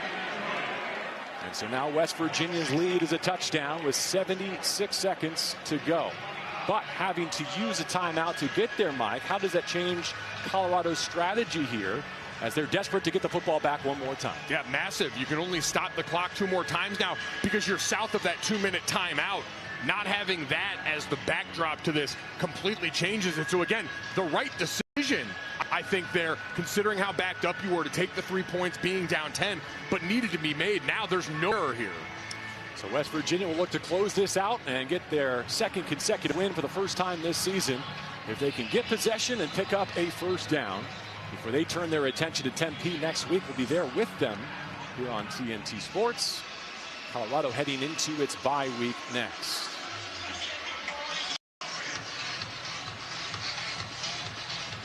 Looking for any sign of an onside kick here as one potential lever that Colorado could pull. And West Virginia ready for it up front. I think that's exactly what you're going to have to get here because of the timeouts now and only 1:16 left. They're going to have to go their best in the must-onside situation right now. Again, having to burn that timeout before the field goal. Second charge. Using a timeout to make sure the Mountaineers are prepared.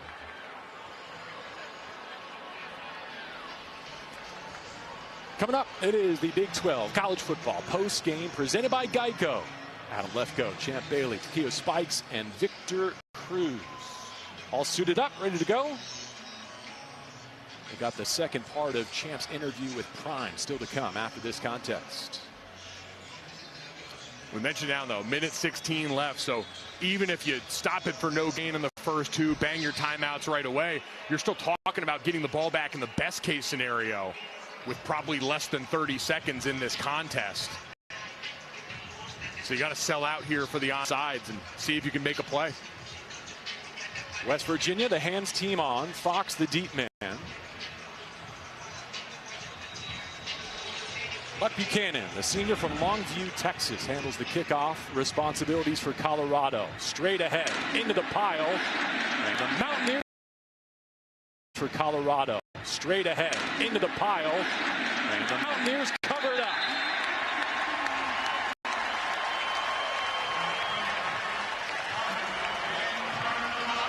Ben Cutter, the junior linebacker on that hands team. And now the West Virginia Mountaineers are 1:15 away from their 4th victory.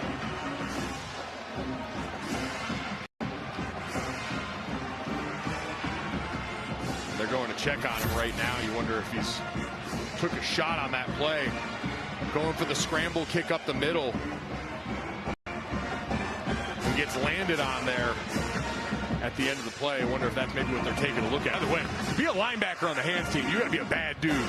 That's usually offensive player territory. It's so right in the middle of it, able to make that tough play and field that one.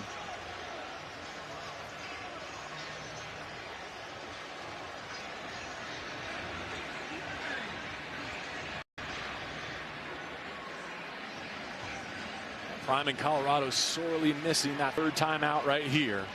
West Virginia can clinch it. Fox ended last week in Houston in victory formation, trying to do the same here today on his home turf. Hubbard punching through that wide side. The longer he stays on his feet, the better, as long as that ball doesn't come loose. Second charge timeout, Colorado. One left for the Buffs.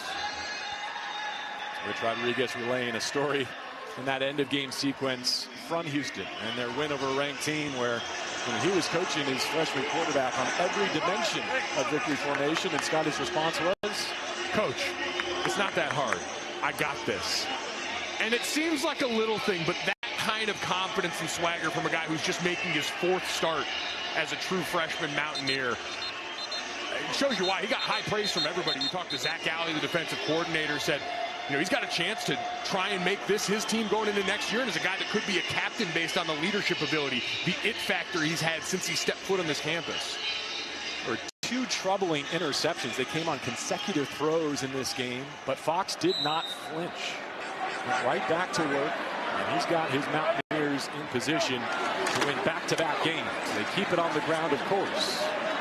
Final timeout here from Colorado with 1:01 to go.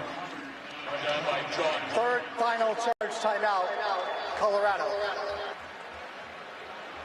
Well, he was so proud of the removal, the blocking, not just up front, but on the perimeter, being able to run the rock when everyone in the stadium knew that they were trying to run the rock at Houston. Can they do it again here to cement this victory against Colorado? And this is a spot where we've talked about the trust both staffs have in their quarterback. We've seen the zone read, that RPO with the tight end right in the flat where your quarterback gets on the edge. He's a run threat. He's your leading rusher on the day with 58 yards. And if it's wide open, you dump it off for the easy first down. 2 tight diamond, victory kneel, sail the ball away. And if not, he gets tackled and the clock runs. Probably takes them to about 20 seconds. 17 completions, 17 carries for Fox. Running game, clinches it, 29-22. Dior Hubbard shaken up on the first series. Calls game in crunch time. Cannot say enough about the effort of Dior Hubbard. We're back in the locker room, and we see from the umpire cam, straight up the gut, this West Virginia offensive line got the score to put them up 10 on a drive that featured 10 runs.